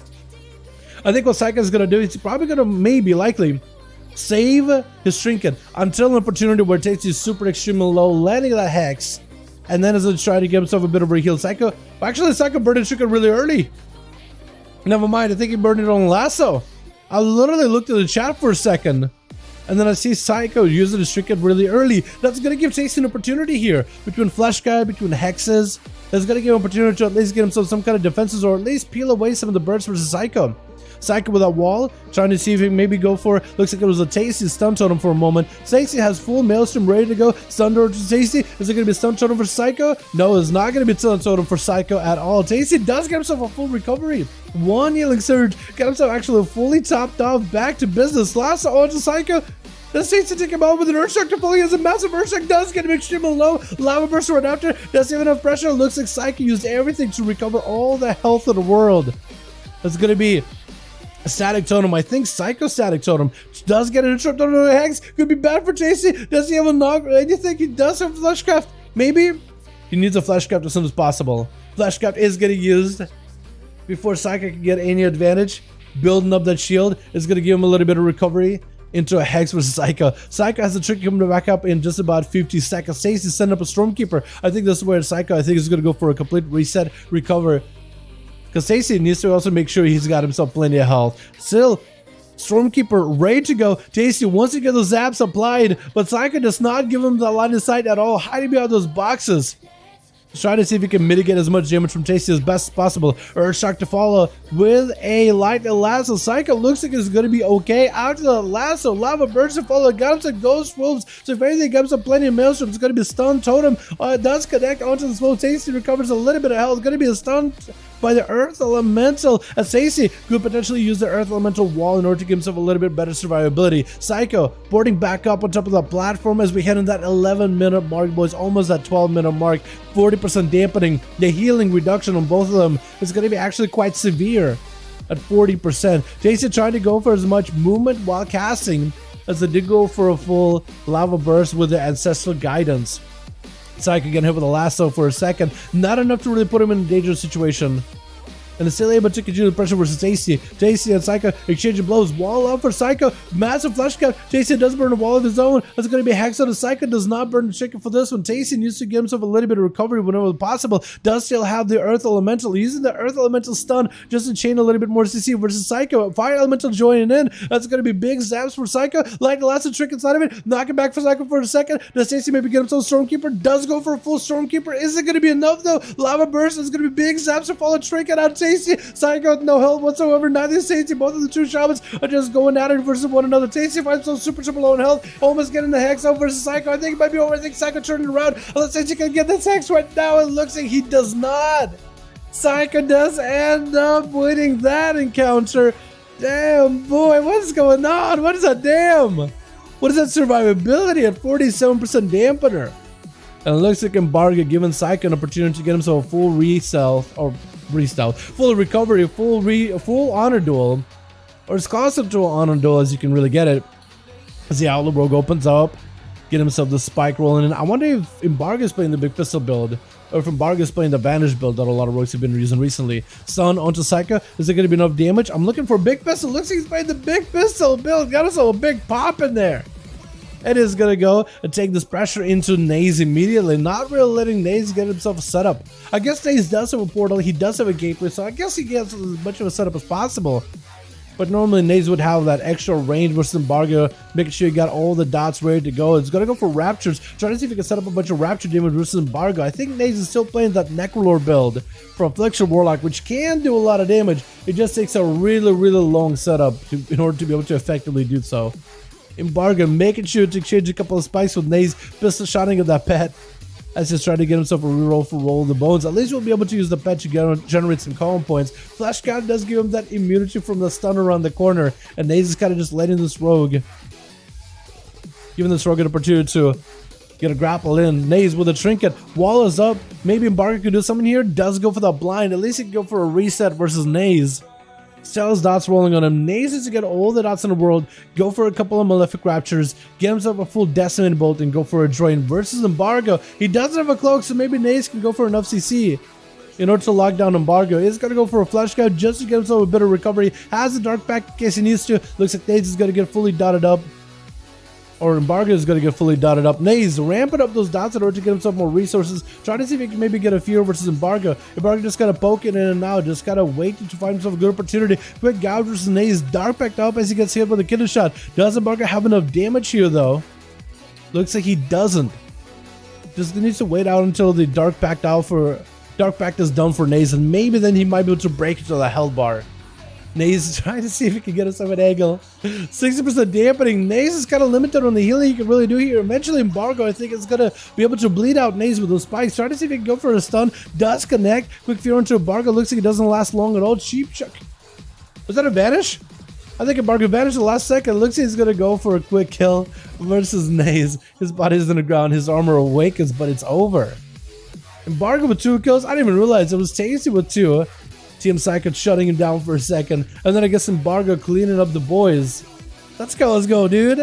Alright, boys, let's get another open running. I think we gotta get Sean. I think we gotta get Garain back in here again. Cracker? I know Cracker is ready. Wait, how many people on Team Cracker even get to play? I think we gotta mix it up a little. I think we gotta go Grain and Sean real quickly, and then we get Cracker back in there, yeah? Grain and Sean, let me know if you boys are ready.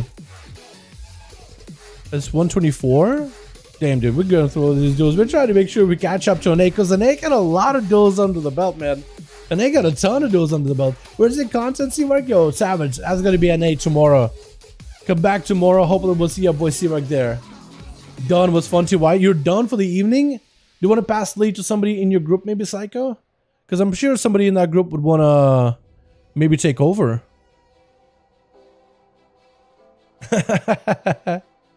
Casual Carl was better. Yeah, I kind of agree. Wait, huh? Wait a second. RK Mage buffs. Wait, where's C-Mark? C-Mark! Where are you? Look, C-Mark, you won't believe it unless you see it on stream. Hold on, we got RK Mage buffs? Arcane Blast buff by 10% and missiles by 8? An RK Mage Rider notice seems to be a 2.4% buff. This is a PvE buff? This is gonna be pretty good for PvP. I mean, that's more damn. Hey, that's pretty good actually for Arcane with missiles. Because you missile a lot for your filler. That's not bad. That's not bad at all. I wonder if we'll see more class buffs going forward. Ready? Alright, we'll get Grain versus Kragar. Unless somebody for Team Sean wants to take over, we gotta get Grain versus Kragar next.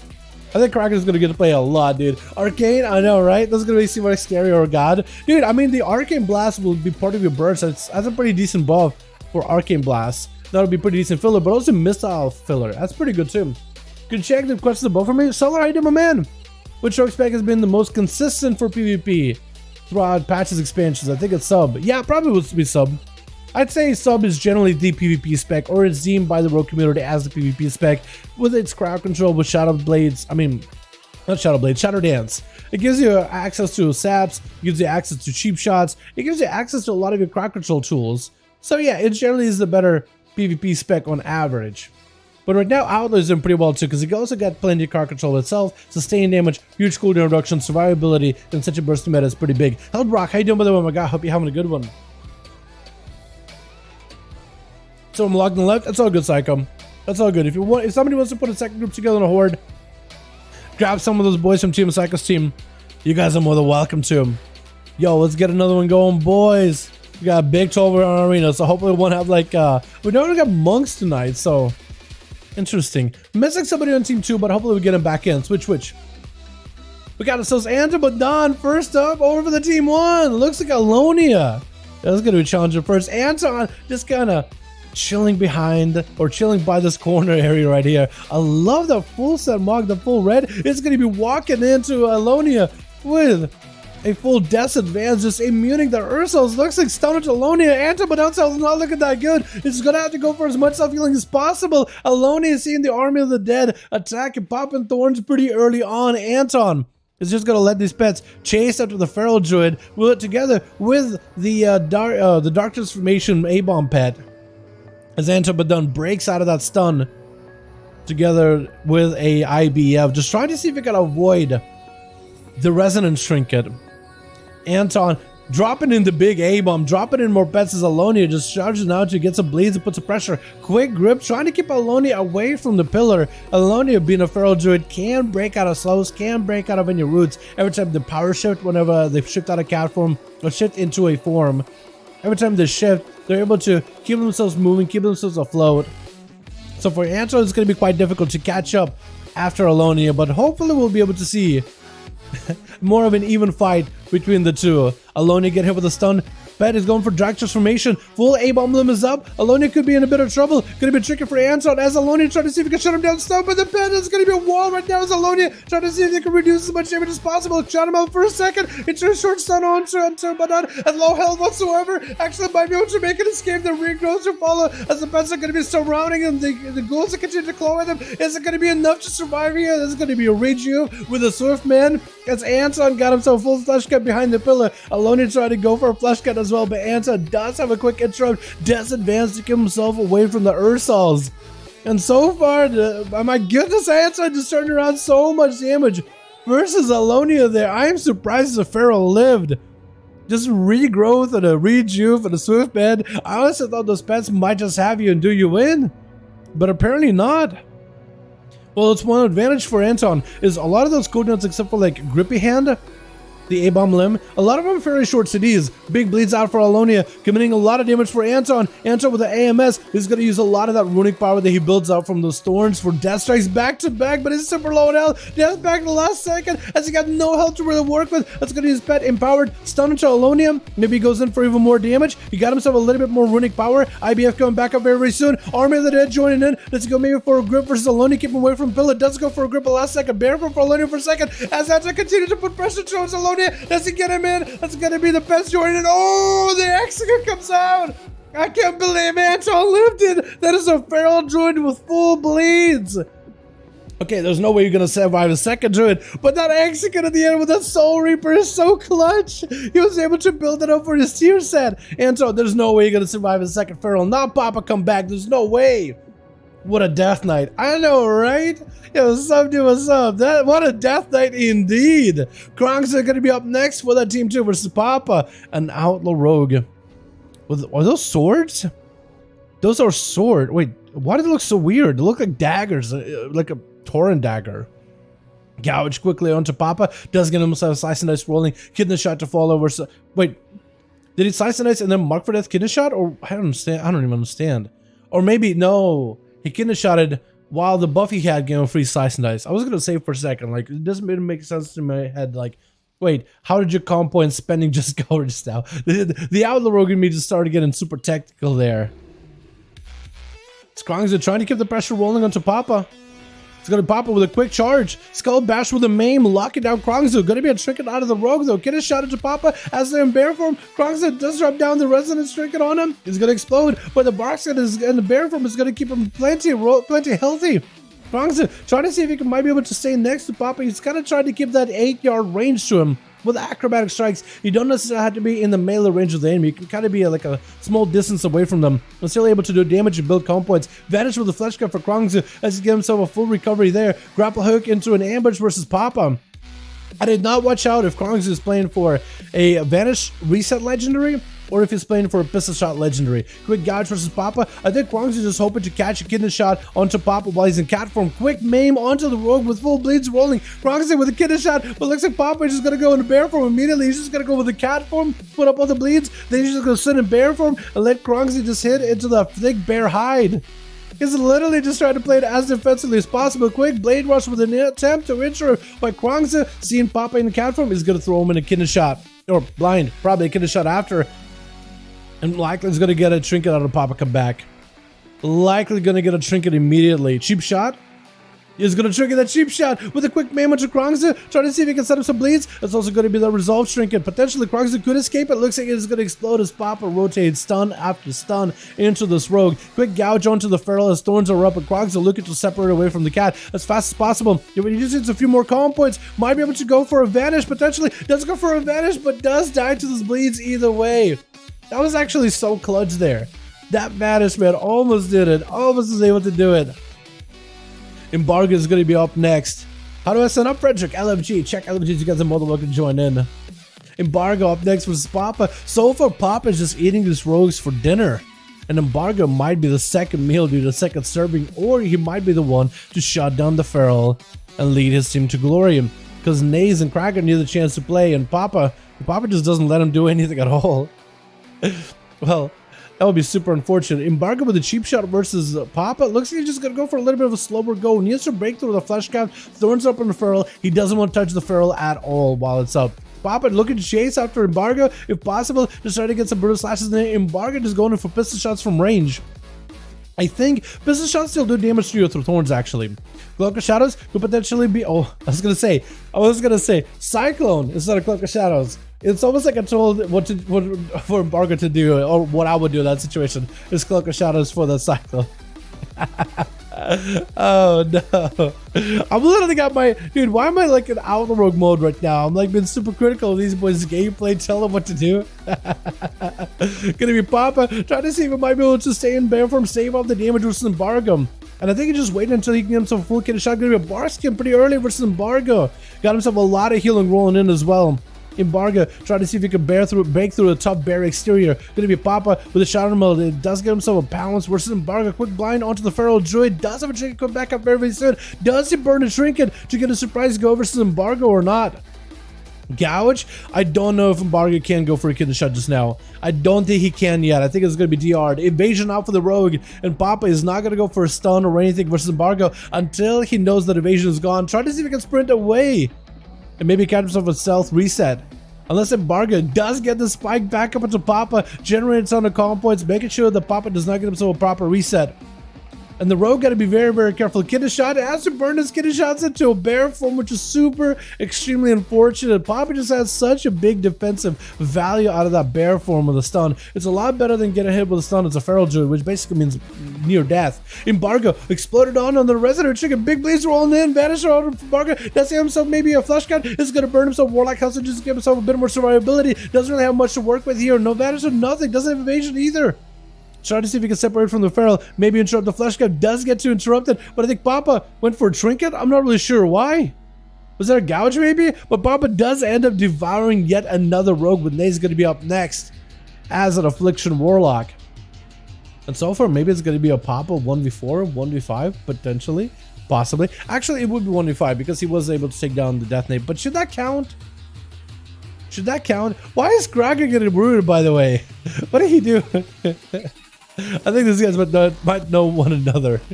Just walked out by rooted Kraken card. Naze getting opened up on Mortical versus Papa. Seeing the Feral without a trinket could be potentially an opportunity for Naze to go for a big go. It's going to ramp up all these dots. It's going to be Darkleg joining in. There's going to be Quick Roar by Papa. Looks like the dots are going to be ramped up quite a bit. Try to see if he catches up a regrowth. Maybe Naze can swing around the corner, land, and interrupt versus Papa come back. So Feral is taking quite a huge amount of damage versus these dots. Dark Lair around the corner is going to add a little bit extra pressure. Papa with a self-heal while in barrel form with a Barxian. I'm wondering if this Feral Druid, is he playing the Omen Legendary?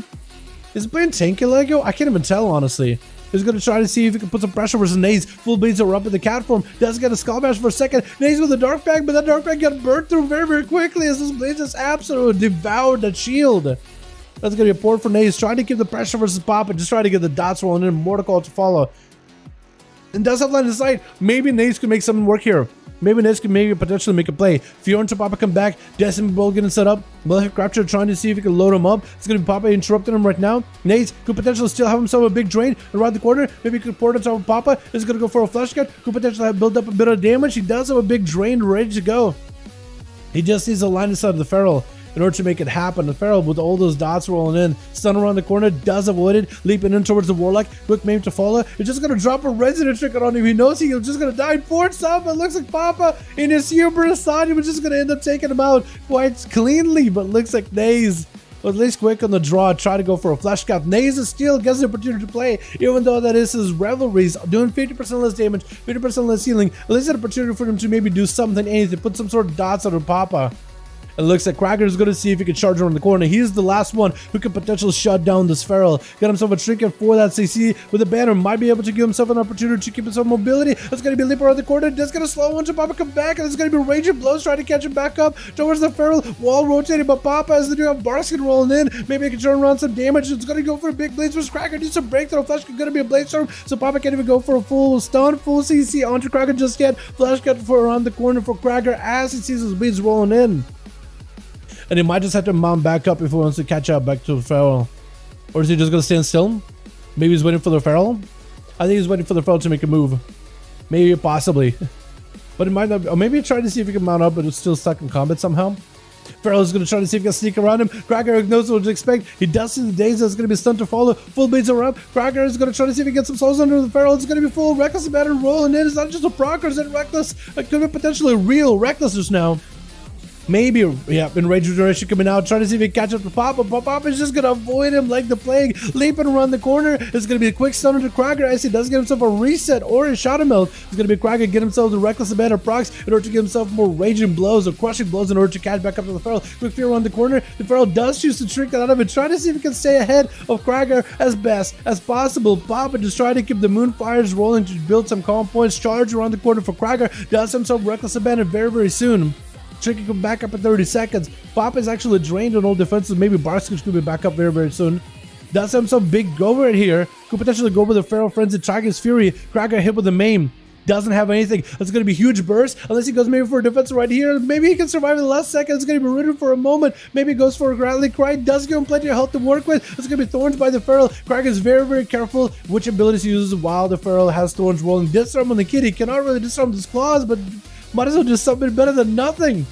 And Papa is going to go for yet another route to Krager charging out. Oh my goodness. The rallying cry fell off at the last second. And Papa with a 1v5 taking these boys out. Unfortunate. Dude, Pharaohs are just lots of survivability. Impossible for a warrior. It is really, really difficult. It's I think in a better map, in a different map, it might be a little bit more of a possibility, but those pillars are just extremely good. I told you guys, that's what I really dislike that map, is for a handful of classes, primarily monks and feral druids. The resets are just so good for those pillars being as long as they are. Not my favorite map for that reason alone. Alright boys, let's get another one going. I'm down to keep playing as long as you guys got groups, as long as you guys got interest.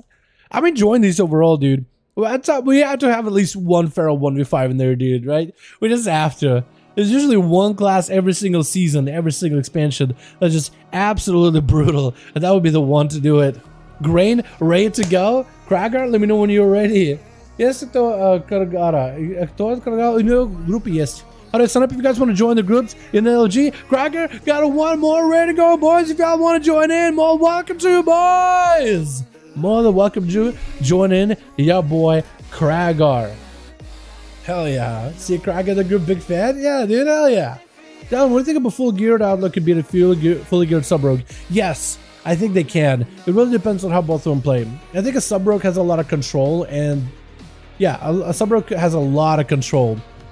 The outlaw rogue is going to have to be very, very careful. If the outlaw rogue can pre-disarm rogue the sub as it going for a kidney shot, or pre-gouge him on the kidney shot, deny any kind of that burst inside of the CC window, or break apart CC in any way, yes, they can. An outlaw rogue can definitely do it. The problem with sub rogue though is like they kind of bypass evasion, because cheap shot and shadow strike always counts as this from behind. So you don't even need to do a shadow step in order to get cheap shot. Like if you're walking at them, they can just hit you with a cheap shot, because it'll always count as if it's from behind. I think this is the way that cheap shot is like programmed. I think back in the day, maybe you only could do cheap shots and garrotes and shadow and ambushes from behind, and then at some point Blizzard added like a buff to sub rogue, like a passive where all those abilities from any angle always count from behind. Remember, it was a glyph, and I think that glyph or that buff or passive got baked naturally into those abilities. I think this might have been what happened. But I think they can beat them. It all depends on like if you could pre-disarm them on the kidney, or pre-gouge them as they're going in for like stun to break apart that CC. Been testing all specs. The sub seems like it's doing the most damage so far. It's an outlet just like Sin. Really, I think you really should try out with Solar. They're really in a good spot and a really fun spec to play overall. I love Grapple Hook. I love Gouge. Gouge is the underrated CC, man. It's so good. But yeah, Cran, Arcade is getting buffed up. It's crazy. But yeah, if you guys want to join in, there's a pinned message in the chat. It says, yeah. Definitely. By the way, hope everybody's having a wonderful evening. Boys, let's join us. Join these boys in here. Hopefully, dude. Hopefully we can see Papa come back and maybe Alonia maybe go last when dampening is not is a little bit higher, so we don't see ferals. I don't know. You know what? Do your rolls like normal. I think it's possible for Team 1 to defeat him. I mean, Antibanon had a hell of a game versus Alonia. It was a hell of a match, dude. So I think it's possible. It's just really tough. With these rogues, man, both of these rogues, I felt so bad for them because every time they have a go, I mean, Papa Comeback was in bear form. That's also another thing. I also wonder if Papa Comeback was playing the Omen Legendary too, because that's going to make it even harder for anyone to really beat him. Because you got bear form, you pop Bark Skin, that's in Rage Regen. If you have the Swarm on you, it's just such a big heal. And just you can use it more often throughout a fight. So I wonder if maybe he's playing Omen Legend or not. We're missing one on Team 2. Hopefully we get him in. Switch. Missing one on Team 2. We've got a Embargo on Team 1. Krager on that team. Naze, Adva joining as well. Trying to see if we can break apart these pharaohs. We got Croxy here. And Talrion is going to be the first to charging out versus Advo. I love the mount you got going there. I like the whole Night Elf aesthetic this guy's got going. Imagine if you could have these glaives as a weapon, by the way, one day. I mean, they kind of sort of have a very similar glaive from Najitar for Demon Hunters, but it's just not the same. Advo trying to go for a bit of CC with Talrion. It's going to be Mortal Kombat, but the Desert Ball getting set up. It's just a big damage. Talrion with a Shadow Belt at the last second. Does go for a fear on all the pets. Advo goes in for a trick, and the Tyrant continues to blast that Talrion. Flash Cap actually leaps away. The army of demons charging out to the right of him. Advo swinging around the left. Even more Demon Doggers join in. Talrion got himself a lot of recovery inside of the Flash Cap. Got himself the banner rolling in. And definitely wants to use a lot of that rage, convert a portion of it into Ignore Pain. Definitely needs to convert a portion of the damage it takes to Ignore Pain. Dropping down the other banner to basically reduce any of the crowd control from the Warlock down to single digit seconds. We did it by seconds live. I saw that C-Mark. Yeah, Arcade Mage is getting buffed up. Huge. More to call into Talrion. Health funnel for Adva. Try to see if you might be able to keep a bit of pressure for Talrion. Talrion being in arms where he should go down pretty easily since he is lacking healing. However, Talrion does not go down without a fight ever. Trying to see if he can land a shattering throw around the corner versus Adva. He goes in for a port, trying to preserve his Flesh Cap shield for as long as possible. Talrion backing up for a second. Is it going to maybe go for a reset? Maybe a mount up? He definitely needs to build up a little bit more resources. And maybe... Oh, never mind. He doesn't need to. He actually needs to AFK. I didn't realize this man is playing Second Wind. Wait, for Talrion, this might give an opportunity to actually make a play. Second Wind might be the go-to. Adva making sure to hang around kind of by his side of the arena. Making sure if Talrion wants to approach him, there's very little line of sight he could use in order to close that gap. Making sure there's always going to be that Curse of Exhaustion with a pet stun, full set of Tyrants, full set of pets. And Talrion's trying to be extra careful here, maybe waiting for some cooldowns. We got about 13 seconds until Trick is coming back up, maybe with the Avatar. So like the Talrion is waiting out for those cooldowns. On Team 2, unless you get a 5th in here, we do have us as Papa come back. We got us as Alonia, as well as Huge Butt Man. Looking glorious, my guy. And Talrion does reposition. Adva waiting out for him.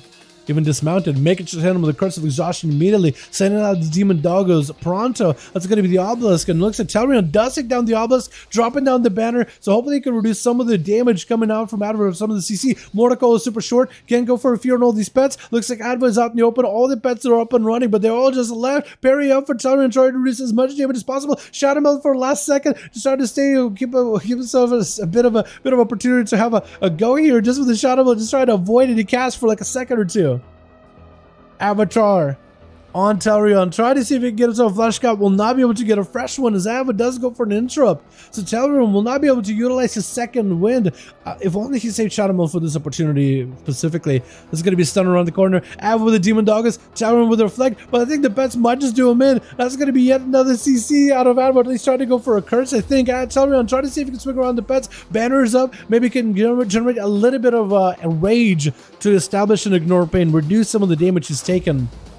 But that's going to be a Wrathguard, not really letting him go anywhere. More to call into Talrion. I think Adva got him. Yeah, there's only so much you can really do as an arms warrior. I really think Salmon had himself a really good setup, a really good go. But there's only so much you can really do. If you're into Papa, I would try to see if you can maybe set himself another flesh calf. Versus Papa come back, this is going to be a hell of a match because this Feral just absolutely went on a big rampage last round.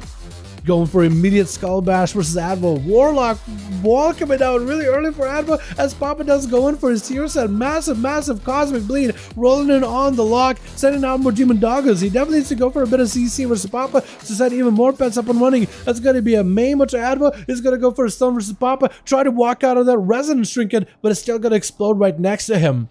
With a mortar call, Papa is sent out in the opposite direction for just a moment.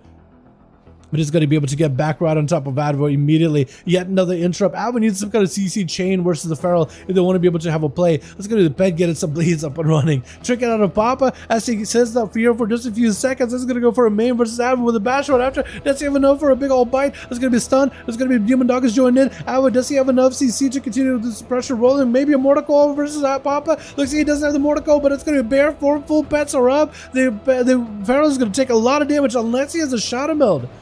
It might be in a tight spot. Flash Cap is going to help him stabilize though. Sitting in that bear form, I think this man is probably running the Omen Legendary. He has to be running the Tanky Legendary. There's no way he isn't. Mortical versus Papa as the fear comes out for Advo. Just try to keep this Feral away from him as best possible. Tree gets out of that main. Still interrupted, so it's a tight spot. Maybe Advo can go for port. Does have a port. Stun to Papa come back with a fear to follow. You're just in a tight situation. You cannot even go for a drain life. As Papa is going to separate away from the Warlock, but the Lockbite just died to the bleeds back there. Barely alive, health, struggling to keep afloat, almost down for the count, but maybe? Does he survive it? Does he get a flash count off anything? It looks like he does survive it in the last second. Papa gives himself a reset. So unless Advo has an immediate stun by the pet, there's nothing you can do. Literally left as soon as he felt the Feral's presence next to him. Cracker charging out, Bladestorm to break him out of those roots, chopping him up. It's going to be crushing blows, giving him plenty of survivability, plenty of mobility to stay up into Papa. But looks like Papa was able to get himself a bad sprint, but it's going to be a leap by Cracker. Another leap to follow. Does get a slow into Papa for a second. Doesn't get himself the crushing blow to charge him back to him though. Super unforged. Does let Papa get himself at least a bit of a breather to survive this duel. Thorns are up, so Cracker is very careful not to use Rampage into the Thorns. As Papa does power shift out to break up the slows, just so he can go behind the pillar, got himself a regrowth or two. And Kragar is going to get maimed down. Full bleeds are up with a resistance trinket. It's going to be lots of damage. Rooted in place. Can't even do anything. It's going to go for a flash cut, but a quick skull bash with the Feral does get himself a small heal. And Kragar is kind of limited on what he can really do. It's going to go for a Warlock Hellstone just to give himself a little bit of health to work with. As we head into that 7-minute mark, only 12% dampening. So for Papa, it's going to be a lot of self-survivability for now. Kragar also has survivability with the Raging Blows, Rage Blows, Bloodthirst, as well as an impending victory. So he got himself some tools for self-healing. Fear onto the Feral as he got Thorns up and running. It's going to be disarm onto the Feral. Not really sure if this one does anything. Maybe reduces the damage of the Feral by a little bit, because they do not have the weapon scaling with them. Maybe it helps a little.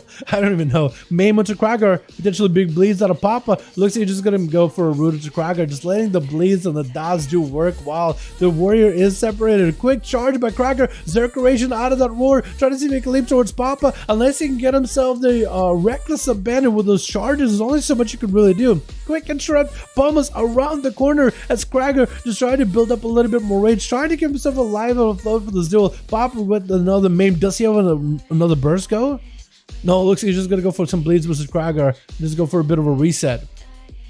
As we're diving into that 8 minutes very soon. Papa just going for moonfires from a distance. Somebody check. I want to see, is this Feral actually running a tank trinket or tank legendary?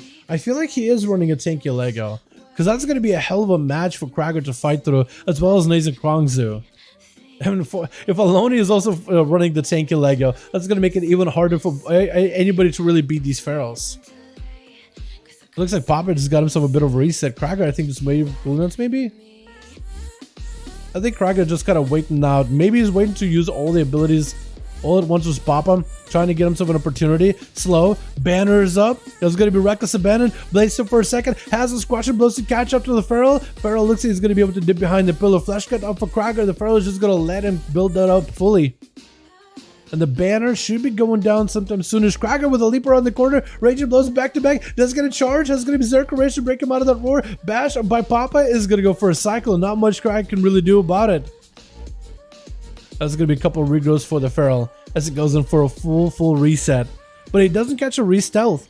Krager does get himself Reckless Abandon back up for a moment. That's going to be full Berserk on a Papa though. Krager could be in a tight situation unless he can maybe turn the attention onto Papa and finish him off. Krager South is not doing that good. That's going to be Resonator Trinket unless he can escape it somehow. He might be in a tight spot. Does go for I think a Battle Master Trinket with a Commanding Shout. So he gives himself as much of Bard health as possible. Papa, if he just goes at Krager after that Bard health is gone, he might be in a good spot. Looks like Krager catching up a lot of healing versus Papa though. A ton of healing. I think a Warlock Hellstone maybe with an impending victory. That's going to be also even more thorns, even more damage that Krager just doesn't want to deal with. It's kind of limited with what he can really do right now. Absolutely just can't do much in this situation.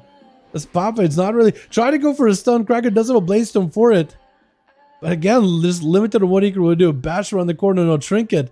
And eventually those bleeds are going to do him in. I think it's exactly what Papa's doing. Just letting those dots do work. Just super unfortunate. 10 minutes of the duel, 31% dampening embargo. With a Gouge versus Papa. Do these rogues end up taking down the Ferals at all? I think that might be the only ones. On onto Papa while he's out of bear form. Wait, did he catch him in a perfect situation? Does he have the damage? Trying to see if he might be able to make a play. That's going to be Papa getting kind of low in health. That's going to be Friends of Regen with a Bark Skin right after. Wait, so is he running? Somebody check for me. Is he running Omen Lego or not? I really can't tell. I guess we'll find out here. Blind. Bark Skin is going to fall off.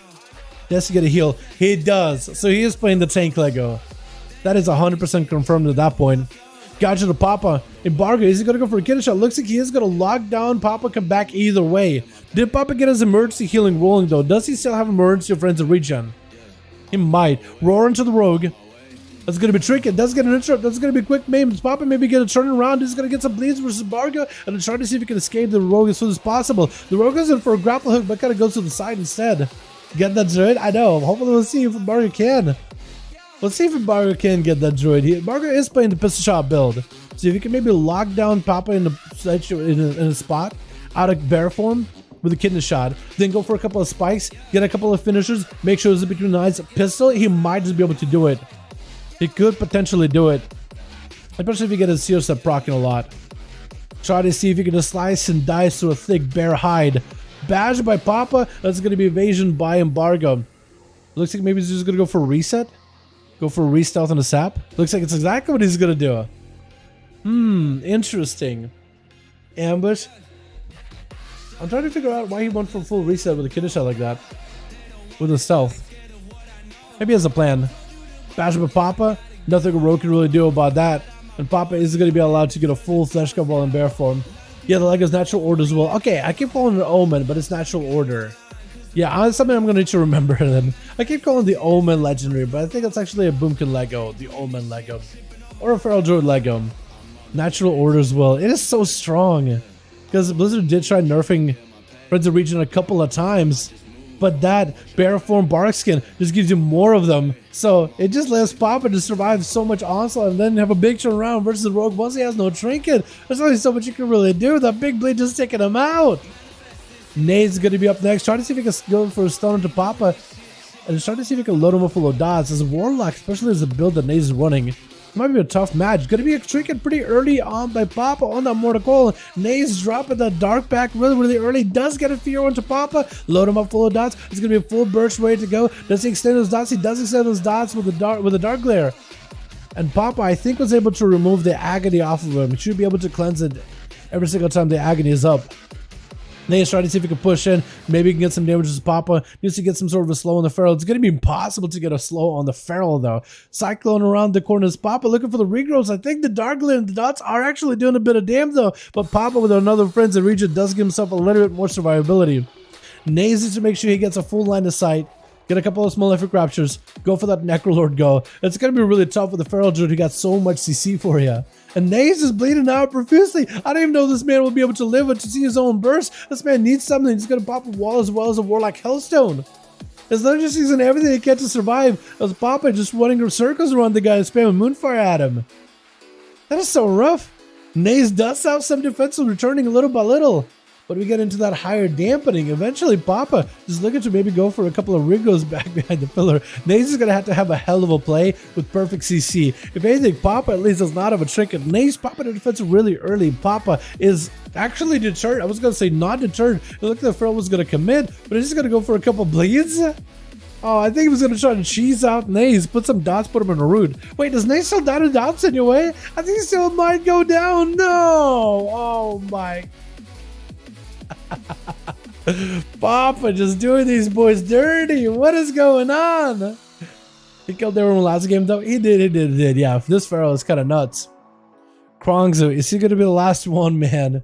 The last one on team 1 to maybe bypass this Feral Druid. Is going to be the guy to do it? Because so far this has been tough. Where's the crap or a each season? I don't think any of the classes are that bad. I think, well, no, I think there's some classes like Paladins can either really one way or the other. I feel like Rogues can either be one way or... Oh, actually, no. With Rogues, I'll go the other way. Rogues are either really good or not. No, Rogues can be kind of decent. Rogues can be decent. Dash cut up for Krongzu, as he does at least get some kind of reset versus Papa. Papa is in bear form. Barskin has been used, so Papa at least will not have a friends in regen to work with here. As long as Krongzu can somehow deny Papa any kind of a big go, then he might be in an okay situation. Cheap shot onto Papa, just trying to get the spikes in to build the comp points. Papa charging out with a quick roar versus Krongzu with Cyclone right after. It looks like Krongzu just going to hold on to the trinket for a while. He definitely needs to make sure he pops the trinket in order to deny any kind of bleeds for Papa come back. It looks like Papa is actually out of Feral form. Could be a perfect opportunity for maybe go for a kidney shot. Papa just getting pistol shotted from a range. They're just going to go for a bit of a reset. Kidney shot while in bear form. It looks like Krongzu trying to see if he might be able to get some damage. Does have himself a nice little range versus Papa. Literally no way for the Feral to really bypass it. It's going to be Trinket as Papa finds himself very, very low on health. Does he have Barskin? Potentially. No, right now it's a wall. But he's probably going to get a Barskin. Waiting out for Barskin to come back as soon as possible. Papa still kind of out in the open, going for Moonfires versus Krongzu, trying to go for regrowth here and there. Krongzu with the Cloak of Shadows, barefoot back up as Barskin is up for Papa as well. He does get the defenses back up. Krongzu trying to see if he can slice through with a quick, thick bark. Flesh Scout, and I think it's going to be Papa trying to see if he can turn the blades around onto Krongzu. Does Krongzu have any more survivability here? Papa's super low. Krongzu bleeding out profusely. Cheap shot to Papa. Does have a trigger for it. Does Krongzu end up taking him out? Could be in his game. It just bleeds. It's going to be cheat death the last second as Papa trying to see if he can... Oh! With cheat death, Papa just came in there in the bear form, just trying to see if he can maul him down. This Feral right now, dude. Twice he just went and just absolutely massacred the whole team. Twice. My goodness.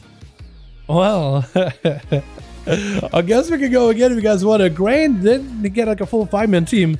We're ready, but now versus this party, please. Okay. Well, I don't really know if we got any other teams.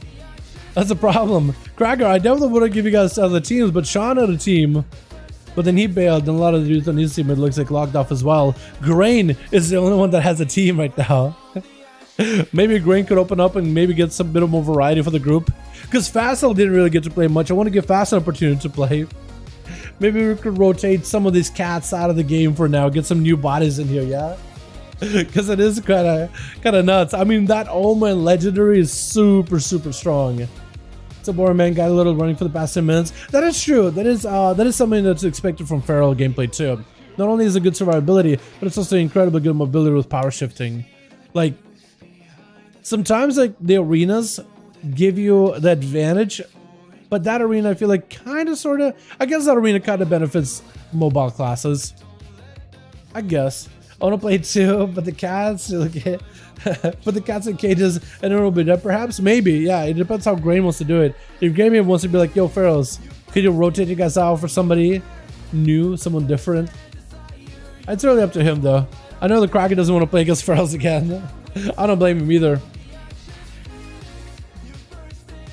Is the druid literally? Yeah, it is. Never mind, the other druid is Boomy. Yeah, the druid. I don't know if it were Boomy, but you might be right on that one. Maybe right in that. We'll see. Grain. Do you keep the same? Are you keeping the same group with the cats, or I rotate him out? Because Kraken doesn't want to play against the kitties. Kraken does not want to play against the kitties. So maybe we could be like, maybe we could rotate him out or something. Or if somebody wants to make a second group, maybe somebody wants to make a second horde group. Papa comeback, let's say. Papa comeback не играет неплохо. Как коты. Но котяшки они что, на дуэлях они, как бы, по-русски сказать, мощные. Может, чуть-чуть мощные. Плюс он играет с танки легендарами. Как его помогает это. Думаю, не знаю, как будет, если он играл с Ферро легендаром. Cat легендаром. How do you even say legendary in Russian? I call it legendar. Lego. Legendar or Lego. I don't even know how to say it.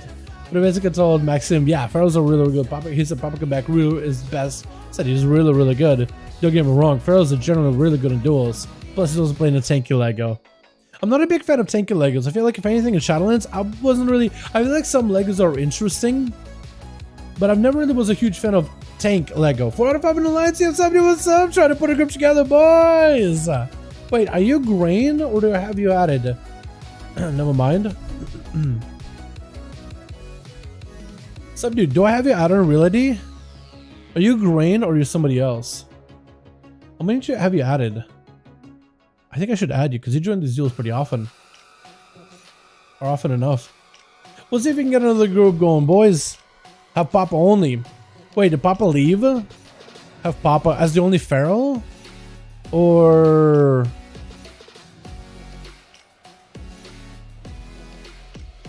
I was gonna say you should keep Alonia. Because Papa gotta play a lot. Only one Pharaoh. Added you? Johan, I think you're full. Johan. Okay, let me look. Because I did clear him out. Johan.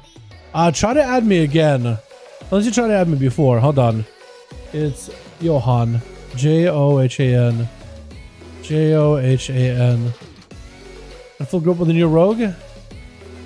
Okay, maybe we could work with that.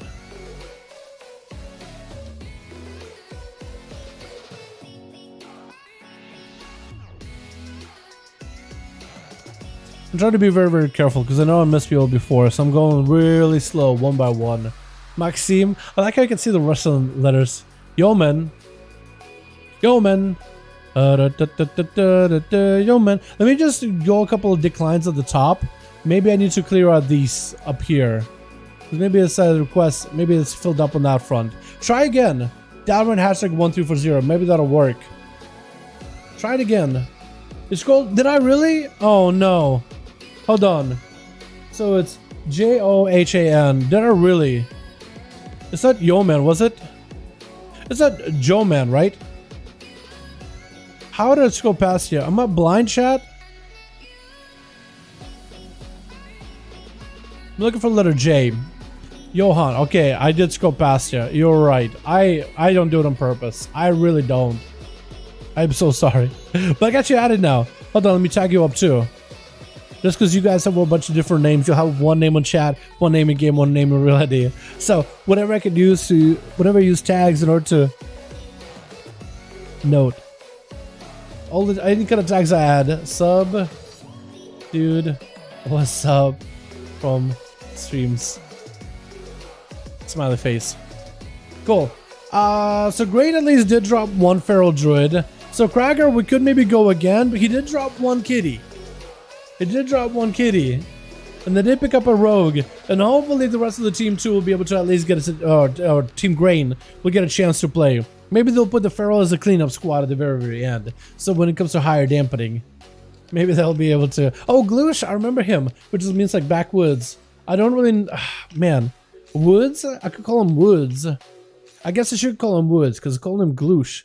Well, I could call him Gloosh, but like, how would you say that in English? I'll call him Gloosh. I think it's easier. I think I'll end up thinking of Woods, but then I'll forget about it. I swear I will. I swear I will. Almost promise ya. And hopefully Cracker's +1 for the 5-man gets in here sometime soon. Boys, did I save that one? I think I did.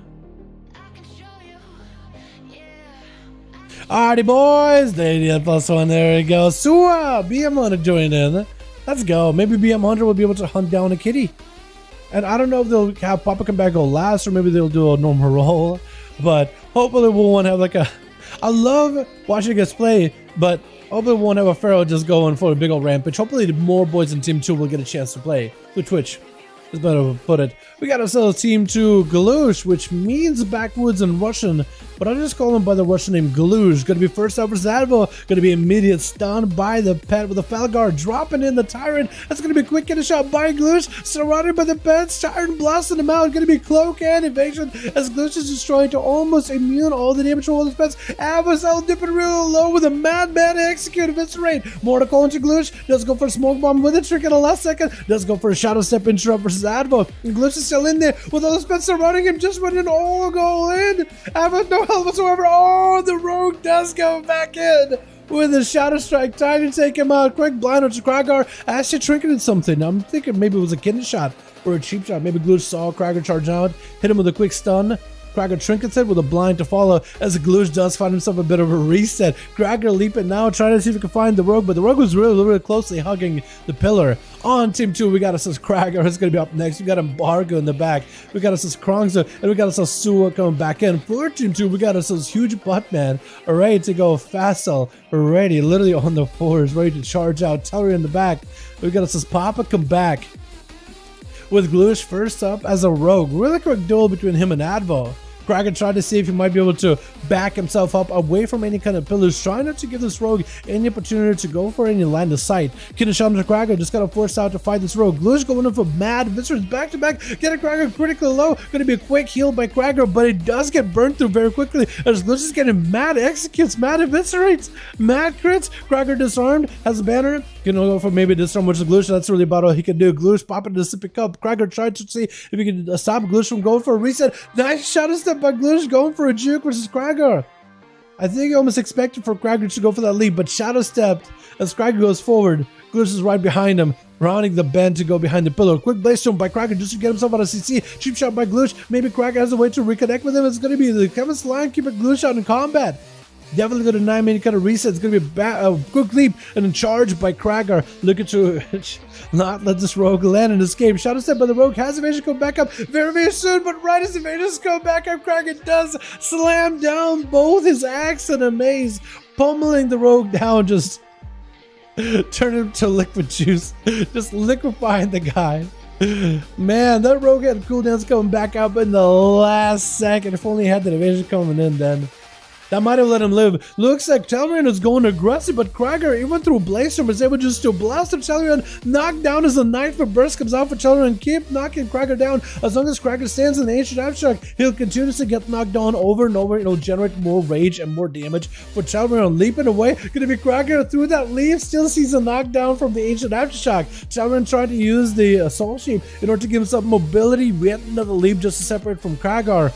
And if he can just AFK and escape Kragar's wrath for just a moment, he can catch up on a lot of healing. Kragar, on the other hand, heals while he is in battle, while he's in combat. Dalaran actually heals when he can separate from the guy with a second wind. If he just doesn't take a little bit of damage for a while, he can recover a lot of health. Seeing Kragar going in for a reckless abandon, he's just gonna avoid it completely. Just gonna wait out the cooldowns and all together. Dalaran has a parry back up. Could potentially go for a disarm, maybe a stun versus Kragar, unless Dalaran decided to go for a more of a self-survivability build together with impending victory, but only time will tell. Kragar with a banner is going to give him a lot of mobility to try to keep himself from slow. It's going to be a parry out for Dalaran. Disarm around the corner. Dalaran actually got hit with the disarm. Trinkets out of the disarm just to continue putting pressure with Kragar. Kragar trinketed out of that disarm. And Kragar was able to, for the most part, keep himself alive. Dalaran had himself parry. Could have maybe went aggressive with that parry, but Kragar wasn't letting him do that at all. Kragar, with the cooldowns of his own, actually, is going to get a charge versus Dalaran. Quick fear onto fear. It's going to be recklessness out of both of the warriors getting used as they both Zerka rage pass. Any kind of fears pass, any kind of doubts battling each other. Dalaran is going to want to have to look for ways to escape away from Kragar, though, at some point or another. He is dipping down low in health. Is going to go for impending victory. So he does himself a little bit of survivability. Kragar, I think, just has more natural healing. Two raging blows. It's just gonna give him passive healing, bloodthirst percentage healing. It's gonna just keep him ahead. Talaran try to keep Kragar in that Night Fate aftershock as best as possible. Disarmor to Kragar, just walking away from it. Gonna be a quick charge for Talaran while he has Avatar available. Leap away from Talaran using the Soul Ship in order to try to see if he can recover. Kragar with a Flesh Cut is given an opportunity to recover fully. Talaran with that Soul Ship getting a lot of the percentage healing. So both of the warriors go for a full-blown reset as we hit on that 5-minute mark. This is probably the only duel you'll see in a long while where Warrior, a class that has normally no hybrid playstyle, has this much healing. Both arms, both Kragar and an arms warrior just absolutely heal themselves like the feral druids, dude. They played a very similar build too, going behind the pillar, catching a reset.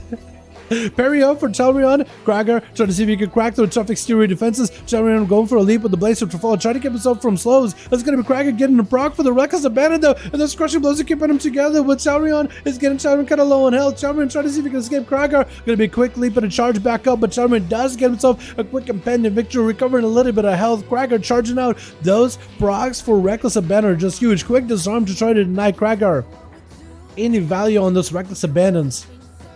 Talaran just trying to see if we can waddle away from Kragar.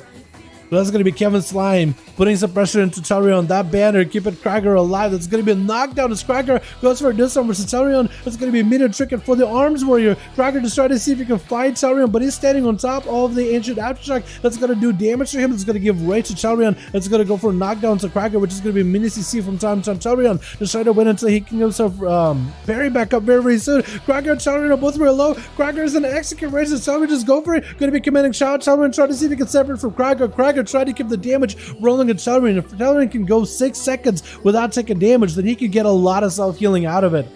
And there goes the percentage healing. Kragar around the corner, trying to ignite as best as possible. Does go for impending victory of his own. Trinket out of the disarm. Talaran has parry back up. If he can get Kragar very low, he might be in a good situation. It's going to be Reckless Abandon with a Warbreaker for Talaran. Both of the warriors just going in at one another with a disarm versus Talaran. Leap for Kragar as he got himself Reckless Abandon rolling in. This could potentially be a parry. And Talaran does get a parry rolling in. Kragar gives himself a little bit extra health to work with. Could go for a defensive zone. Talaran trying to go for the big executes to try to charge towards Kragar. Kragar goes for a big heal. Either way, going to be rage regeneration. Get himself a little bit of healing from those bloodthirsts.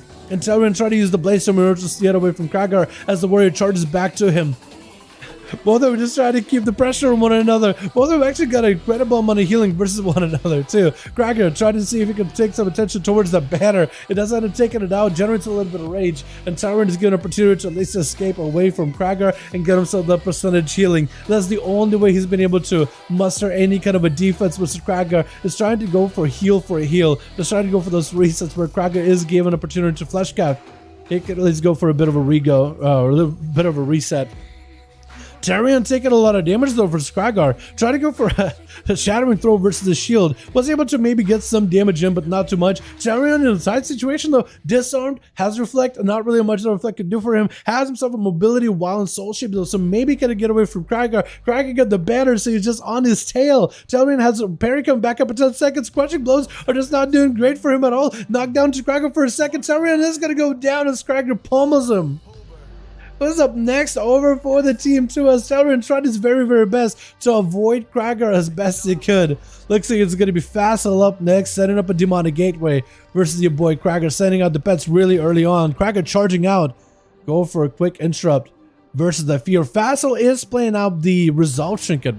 So any kind of CC he gets hit with or an interrupt, it is going to be 25% more effective. Dropping down the Fell Lord, quick fear onto Facile. It is going to be quite a longer fear, but it's now going to give Facile an opportunity to get himself an immunity to any kind of CC. Facile also using a Aegis Trinket versus Kragar. Not really sure if this is going to do much to him. But Kragar is going to try to see if he can dip behind the pillar away from all those demons. There's going to be an obelisk empowering those demons, giving him fast attack speed and casting speed. Stunner to Kragar around the corner as the demon tired. Should be able to get some damage on him. Kragar does not have a fear anymore. He needs to get himself as much self-healing as possible. Charging out towards Facile. It's going to get himself a Bloodthirst. Has all the spells behind the pillar. He can at least Bloodthirst off of at least. And maybe even go for Raging Blows. 2 Raging Blows will give him a self-heal rolling in with a, I forget what it's called. It's like an enraged state. Like a prolonged and rage state for Fear Warrior. Got himself that Sharon throw for the Dark back Vassal. Getting reflected on that Fear. Is going to be able to probably go for a Fear, but no, he can't. Oh, I was thinking he might be able to go for a guaranteed Fear versus Krager, but Krager with the Blaze Storm immunity all together. Is it going to be Huge Buttman next, or is the Papa come back? It looks like he's looking at Huge Buttman. Or maybe he's asking him, hey, which one is going first, which one is going next? Looks like they're leaving Papa come back in the cleanup duty. As Papa has had a hell of a match over the last few duels. Krager versus Huge Buttman already putting in mad pressure. Huge Buttman with a lasso. And that's going to be a light the lasso with the Fire Elemental dropping in big damage versus Warrior. Big lava burst to follow. And Huge might just have to go for a wall. Going to be mad Earthshock versus Krager activating the banner. He does himself full rage. Rampage is up and running. It's going to be wall out for Huge. This is going to be a Fear onto the LA Shaman. Krager has no health whatsoever. Trying to see if he can avoid as much damage as he can from Huge. This is where he needs to get as much stuff heal and recovery. Got himself a big defensive. Going to be dropping down the Shaman. And it's going to be Papa back up next. Just in tree form, I think he's giving Krager an opportunity to catch himself with some Bloodthirst. That's exactly what he's going for. Just let him get himself as much of an auto duel as possible. Dampen it at 43%. This is where Papa back. Taking a bit of damage right now. Friends and region up really, really early. Is he just giving up? He just gave up. I'm not really sure if that should count towards Kragar. But Papa come back was just kind of like memed around a little. I was thinking it was going to be more of a real duel at the end, but maybe decided, you know what, dampen so high, I don't really want to do it. Nah, as a feral Druid, I don't really want to do it. I wonder why. Well, Kragar at least got himself at least a clean 1v4.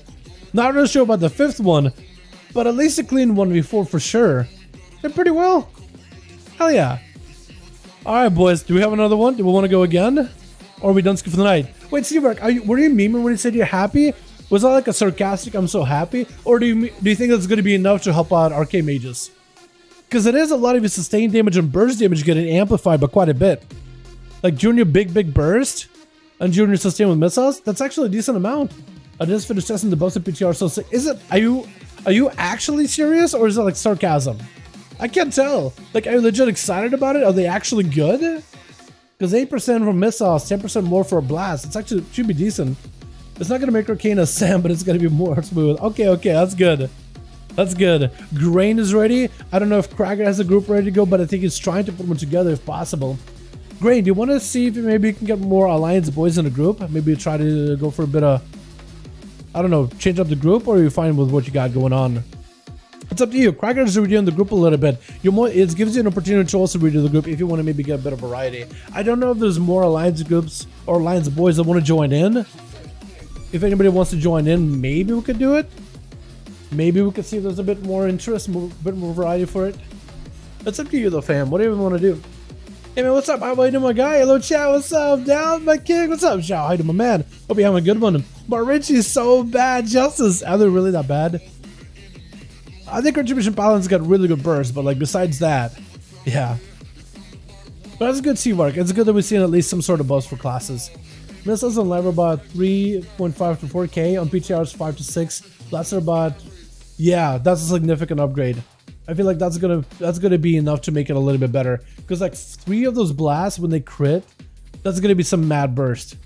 Like going from 20k, 19k to 23, 24. I mean, that's gonna be like, what am I trying to say here? So like basically like normally if you want to do like 60k worth of damage, you were gonna do like 3 blasts back to back. Now 2 of your blasts, if they roll high with variance, 2 of your blasts are gonna be basically 60k. It's only like 10k less with 50k, but it's basically overall better. And missiles too, yeah. It's not gonna make people want to queue with Arcane. I've been sitting at 2600 for like a month now because no one wants to play with it. Really? Well, maybe with hey Seavark, maybe with cross faction, maybe there'll be more hordes that will be down to play with Arcane. I mean, I'm pretty sure you have both of your Arcane mages, the Alliance and Horde, ready to go, geared out. But maybe there'll be more opportunity. I don't know. Maybe to you doesn't apply. Maybe to you this doesn't apply. By the way, I need to get 2400 and 2s. We're ready. Grain, are you ready? Because we can go again. Because I feel I'll never really get to play. Isn't man right now? I want to play on my line so bad. You will be able to. You will be able to. Depending on your rating for the Alliance mage, I was gonna say maybe me and you and some healer could grind out some of those, and then you could go for like higher. I gotta get 2400 real quick on my rogue, and then I should have a good conduits to maybe do some threes.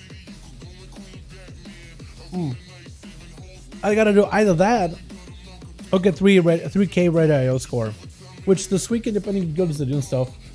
Support for an alley? Yeah. Yeah, my threes is nowhere near that high. I would need to grind out through the rat league, get into 2K, and then get into 2200, and then slowly work towards 2400. So that'd be like a bit of a rat league grinds for me. All right, Grain, are you ready? Are we doing one more? Dude, I haven't had any food. Maybe that's why I'm feeling kind of low energy towards the end of the day. I only got coffee on me.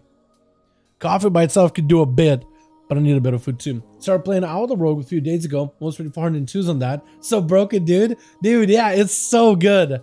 I gotta get together with my healer and just finish out our grind because we were like 2340. We need like a couple more games just to get 2400 at this point. So I'm gonna see if they maybe are down to maybe queue tonight or this weekend or something, anything, just to finish out the grind. But yeah, Outlaw Rogues are really, really good. I'm just surprised I haven't hit 2400 yet and choosing that thing. I just want to get my conduits. You didn't eat? I didn't really have much time. Yeah, I woke up really, really late today. And I want to make sure I had the stream ready to go. I want to focus on that. I'll get food right after. I should have pizza. And I should be able to go peep Obi-Wan later tonight too. So that should be fun. Ready? Alright, Grain. Kragar, Grain, one more. On the Moss. Go one again. Blackrock Hold. I'm surprised we haven't got a Blackrock Hold arena so far. I kind of want to start doing some more 3s and 2s on other old Seavark. I kind of want to start playing some healers and such. Like actually like 2s and 3s actually sound like really, really fun nowadays. Usually I get like weekly keys done on my ults. Just to get them PvE geared. But for a handful of characters, I've actually been enjoying like some of the PvP builds. In the stages just coming to Warlock, they remove Demon Arm PvP talent. I don't care if that's good or bad. Yeah, I saw that. That was like a change they did pretty early into PTR. Though besides that and the unholy, or I guess old Death Knight change with the AMS making tanky baseline and then remove that one PvP talent for AMS. That's really about all the PvP changes they've done so far. I'm expecting them to sneak in some more changes at the last second though. Like, as the patch is about to drop, I'm expecting them to do another blue post with even more class changes at the very, very last second. I think they usually do that from time to time. Or at least Blizzard is very, very commonly does stuff like that. So I don't think the changes we're looking at right now are like final. Oh god, I didn't save it. Is there a spot for me? Kevin, you're more than welcome to join in. If we're doing more after this, you're more than welcome to. If we're doing more of these afterwards, you're more than welcome to. Twitch. These boys already started, but huge. It's going to be all versus Embargo. I think we haven't had a Rogue versus an Elemental Shaman so far. Maybe at the very beginning with Arhi. But since then, it's been a little bit dry. Embargo going to be out versus Huge. Trying to go for a bit of damage. It's going to go for a grapple. Just use the smallest little grapple just to make sure he gets a line of sight of Huge. As Huge goes in for a little bit of self-heal go. So Huge is playing an Ascendance build, which is actually kind of fun. Every time you Lava Burst, there's like a 7% chance you can activate Ascendance, which every time you activate Ascendance, every enemy with a Flame Shock is also going to get hit with yet another Lava Burst, which can activate Ascendance again and again. You can like chain together over and over and over. It's kind of nuts. Huge, dropping down Earthquakes versus Embargo. I think try to see if maybe we can drop down Earthquakes to knock down Embargo, like try to add a bit more CC. Instead of Earth Shocks, which is interesting. Try to see if we can set up a Lava Burst with Sky Fury. Hey, make her into Embargo, knocking it back as the Rogue does go for a Blade Rush, interrupting that Hex. Your department could maybe still go for a Hex. He's going to go for a Trinket, trying to go for a little bit of health recovery while the Rogue's interrupt is down. Quick Gouge to try to disrupt the Shaman as best as possible. And Huge is a situation where he might be in big trouble. Embargo, I think, just has him. I don't know if there's much you can really do about it. And Embargo does end up slicing him up, with Glush going to be up next. Get the shot versus Embargo. It's going in for a big burst. Embargo's just going to have to take the stun. Cheap shot to follow. I think if he trinkets, he loses anyway. I think he basically stood behind and cooldowns on health, that even if he trinketed there, they're just done for the count. Going to be a stun to Glush. Z's trying to go for a bit of damage. Going to be Suwa trying to go for the most amount of BM bound to damage. It's going to be evasion for Glush. Trying to see if he can reduce as much damage as possible for the BM. At least he's able to avoid a lot of the pet damage. Freezing Trap as the Killer Shot comes out. And it's going to be Pet Sack as Suwa sees Glush go for a trinket out of the Freezing Trap. Got himself a lot of self-healing. Glush with the Cloak of Shadows. Flare's still right on top of him. There's nothing he can really do. How did Suwa know he's going to hide in the corner like that? Glush could have went into the room, but this man can read minds of these rogues. This is going to go for a disengage as the rogue goes for a Shadow Step. That's going to be feign death for a second for Sua. Freezing trap versus a Gloosh. Does he have anything to go for? That's going to be a flash count. Does he have a stun right after? Gloosh can take a lot of damage. Does take a bit of damage. He's going to get himself an re-stealth anyway. That's going to be a quick blind onto the Hunter. Does the Hunter go for a trinket? I don't think he can. I think he has to wait until the kid shot is ready. And that's going to be those pets attacking Gloosh little by little with the bestial wrath still on him. Gloosh taking a little bit of damage with his pets. Not the most amount of damage at all though. Sua poking out for a second, stun around the corner with a death striker. Is that going to be enough to take it out of the rope? Looks like he might just have it. It does take him out. Even use the kill command there. I'm surprised because normally as a hunter you don't really use kill command unless you want your pet for mobility, unless maybe he's playing a different build. But it's so weird how Beastmaster hunters in PvP almost never use kill command because it actually does less damage than a Cobra shot, or at least Cobra shot is more valuable damage in PvP. It's so weird. At least I've always found it weird. So we're trying to see if he might be able to get a good line of sight versus Fassel. Fassel setting up a gateway. That's good. The Pets joining in. Sua pulling those Pets back immediately. It's going to be Fassel trying to see if he can set up some Shadow Bolts to maybe set up for a big go with the Pets. It's going to be actually the main Radguard Pet pulled back. And did Sua go for the stun on the Pet? Or was it Fassel resummoning the Pet that stunned it? Because if Sua stunned that Pet to try to nuke it down, that would be a hell of a play. Fassel with Shadow Bolts onto these Pets. Gonna be a disengage out of Sua as he gets in aggressively in there. That's gonna be Felor dropping in, double stun onto Sua. Fassel needs to get a full turn up and running. It's gonna be Felor eating a freezing trap as a Mortal Hulk out in the Hunter. That's gonna be Turtle Shell as all the Pets are up and about. Decimate Bolt, I think either the Hunter or some of the Pets. Does Fassel still get himself those instacast bolts with the decimating? Even if he shot it into a Turtle Shell? Or does he not? I actually wonder. He looks like he does. Looks like he does get those bolts. You see him spinning, the green ones. They're still rotating around him, orbiting around the Warlock. So I try to see if he can poke in and out, trying to give Fassel not too much of line of sight to get some damage rolling. Fassel just pushing in way deep in there. Wall as he got himself a good angle to get himself some Castle to Sua, actually putting a lot of pressure. That drain gave himself quite a substantial amount of recovery. No interrupts by the Pets. So it looks like Sua is able to get himself a full flash cup and get himself some healing recovery. Quick camo. It looks like without the Pets going for any AoE or any dots, he is able to get himself an actual full clean camo. I'm actually surprised by that. Just literally mid-combat, all his Pets are surrounded. Quick camo after a fake death. Just literally in front of Fassel's face, and there's nothing you can do about it. Double explosion into the Pet as well as the Warlock's Pet. As Fassel goes in for a hand to go down with the fear onto Sua, going for flash cutter zone, and Sua just got stuck. It's gonna go for those kill shots. Does take down the Radguard. Can Fassel summon a quick new one? He does get a fresh new Pet. So it is going to give him a little bit more of that sustainability, a little bit more of that damage. Going to be the Resonate onto Fassel. Big damage onto the Warlock. Does go for a port, but it does go down. I'm not even sure what killed him. I think it might have been a bleed. I think it might have been that BM Hunter bleed at the very end. Well done, well done. But Talion charging out towards Sua. Is this going to be the BM Hunter going in for 1v5 potentially? Try to see if he might be able to get Talion off of his bag. This is a Arms Warrior. I don't think Talion is going to be able to easily deal with Sua, especially if he's still playing that second wind build. He needs to find a way to get away from Sua, get away from his Pets to get him some recovery. But Sua can just put the Pets on Talion, and they'll just keep harassing him just enough in order to make sure that Talion doesn't get him some recovery. Massive knockdown onto Sua though, as Talion continues to try to waddle towards Sua, slowly but surely getting hit with the slows. That's what the Pets will at least hit for a little bit. Maybe he can get an execute on one of these Pets for a big impending victory. Has Sua in the execute range. Does Sua just go down? Feign down the last second. Brings the trap on Talion. Does break out of it with a charge and a trinket, making sure that the Hunter does not get to dominate this duel. Quick shadow melt for Talion. As we got a new guy. Jor GJK of boy. Wait, Junior? Wait, I don't even know what his name is. I guess I'll go back to him afterwards. After we watch the duel versus Kragar and Talion. Talion trying to see if he can get away from Kragar immediately. Going to be a quick leap for Kragar with a crushing blow. Just not letting Talion escape at all. Talion has no ways out. He just used Shadow Melt earlier, so there's no way he can really get away from Kragar. Does charge towards the slime with a reflect, but I think it's going to be over. And looks like he's going to be done for the count.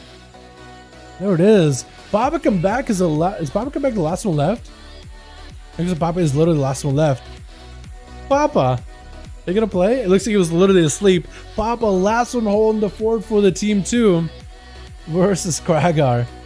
Hopefully he actually plays this time around. Big blitz into Krager immediately. It looks like he means business this time around. Last time, he just kind of let Krager finish him off. Bash into Krager, no trinket. Krager trying to use defense in order to live this. It looks like Papa does end up taking him out. Is it going to be the Shaman? Potentially? So what is his name? Jor? It's Jor DJ Cowboy. George Cowboy? Wait, I think his name is literally George Cowboy. I think it's George Cowboy. I kind of like that. It's going to be George taking a bit of damage. I think at least I think it's George. We're going to call him George from now on. Now in my mind, it's planted. George is going to be out versus Papa. Big Ventio burst. Trying to see if he can trap the Kitty in the static totem. Kitty needs to take down the totem as soon as possible. Does drop down a Mortar Coil with, not Mortar Coil, a Maim with a stun versus George. George does go for a trinket. The Aegis does absorb a lot of that grenade damage. Absolutely just decimated, taking that damage out of the window altogether. It's going to be Wall for George up next with the Earth Elemental. Ghost was joining. That's going to be a lot of Maelstrom. As long as this man has mana, he has plenty of self-healing. Got his name right? I did. Okay, cool. It took me a second. My Russian is all kinds of scuffed. So it took me a second to just like spell it out, to look at the Cyrillic letters themselves to try to put it together. I do like his name though a lot.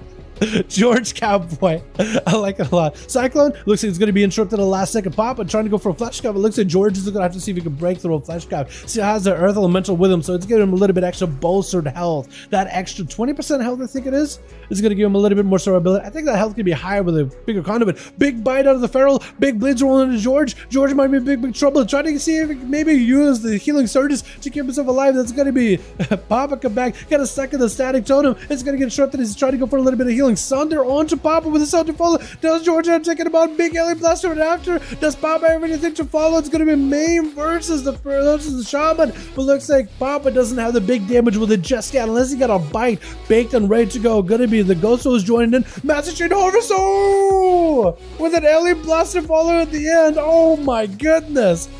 I love that arc of alien blaster, by the way. It almost makes it look like somebody's going for a dunk. My goodness. That was so good. God, I actually thought Papa was going to be able to turn around on the Shaman. There's no way. It's a chamois. You got a little bit of healing, but only once in a while they got a bit of mana, but I thought maybe against the bleeds and consistent pressure. They could only do so much, but it looks like this man, George, got it. Hell yeah. I like your bog, by the way. Let's go, dude. Huge. Boys, you want to go again or are you done ski? Because it's 7:26 for me. It's pretty late for you guys. It's like, it's either 1:26 or later. 25k to 13k, damn, just dunked it. Damn, that's so good. That's huge. One more Reflection Warlock's playing Nightfate Covenant. 3 drain life, so no cost would be clutch. It is, yeah. Crash, it is. I think Naze is just trying a different build. And I'm cool with you guys trying different builds, man. I think you're just trying to make something work. Maybe you got a legendary. You're just trying to make work. Cracker, Zunsky, Cracker, thank you so much. Spasiba Zegre, Spasiba. I want to say thank you for your service in Russian, but I don't know how to say it. Tavarish, spasiba. That's about the best I can do. Which isn't really thank you for your service. It's like that's as close as I can really do in Russian. Thank you so much. Thank you. Thank you for groups. Sibo. If you guys want to know how to say thank you in Russian, just think of the word spicy boats. And if you just don't add the TS at the end, spicy boats. Spicy boat. Spicy boats. Пока, Dalaran, друг мой, здорово, тоже пришел на дуэли Архи. Надеюсь, тебе понравится играть Рога. Может, в следующей неделе мы увидим Архи Шаман, да? So good. Had me there to see. Dude, some of these were really good. Oh yeah, it's like 3:30 a.m. for some of you guys. I really do appreciate you guys hanging out on the fire on Friday 5V5 1V1 DUELS, man. This late, super fun. Sorry for anybody that didn't get to play this week. Next week we got more EU duels. Tomorrow we got NA duels. So if you want to join tonight and you're NA, you're in luck. Tomorrow we got even more duels, boys. You guys are more than welcome to join then. Grain, thank you for making groups. Cracker, I appreciate you, boys. You guys are wonderful, beautiful. More duels next week in the 925 patch, boys, with the cross faction gameplay being added on as well. And I wonder what other I think Crystal's trying to type something out and gets retracted. I'm not sure what he's trying to say. I started reading it for a second. But I could read it fast enough. But boys, tomorrow more duels. Next week, cross-faction duels. Making groups is going to be so much easier. You'll be able to pick up boys from Alliance and Horde to build up your full teams of whoever you want to play with. It's going to be pretty fun. And hopefully we'll get some last-minute class changes too. Like if they're doing some updates to Arcane Mage, which is going to be significant for PvE and PvP, hopefully we'll see some of the classes getting buffed up for either PvE or PvP. Hopefully we get some tuning, buffs and nerfs and whatnot. I mean, the Warlock nerfs are going to be pretty big, I think, with defensiveness. The Death Knight nerfs buffs are going to be pretty nice. And then Arcane Mage, I think, is going to be a little bit cool too. But hopefully we'll see more. Hope Rogues get nerfed? Okay. I hope Rogues get nerfed only for PvP. Hopefully Rogues do get nerfed for PvE. Hopefully we'll see. I'll be okay if Outlook got buffed by like 20% for PvE, especially in our AoE, and got soft capped or just uncapped in general, but nerfed by the same amount for PvP, so we didn't get better. I'd be perfectly okay with it, because Rogues are pretty consistent right now in PvP anyway. Even if they took a bit of a nerf to damage, I think it would be... maybe I'm saying it too early, but I think maybe it will be okay, but maybe I'm just out of the loop. Think about see what's going by. You guys are wonderful, beautiful. See you guys tomorrow for more duels. You guys have a wonderful evening. And yeah, thank you guys. I appreciate all of you. Peace.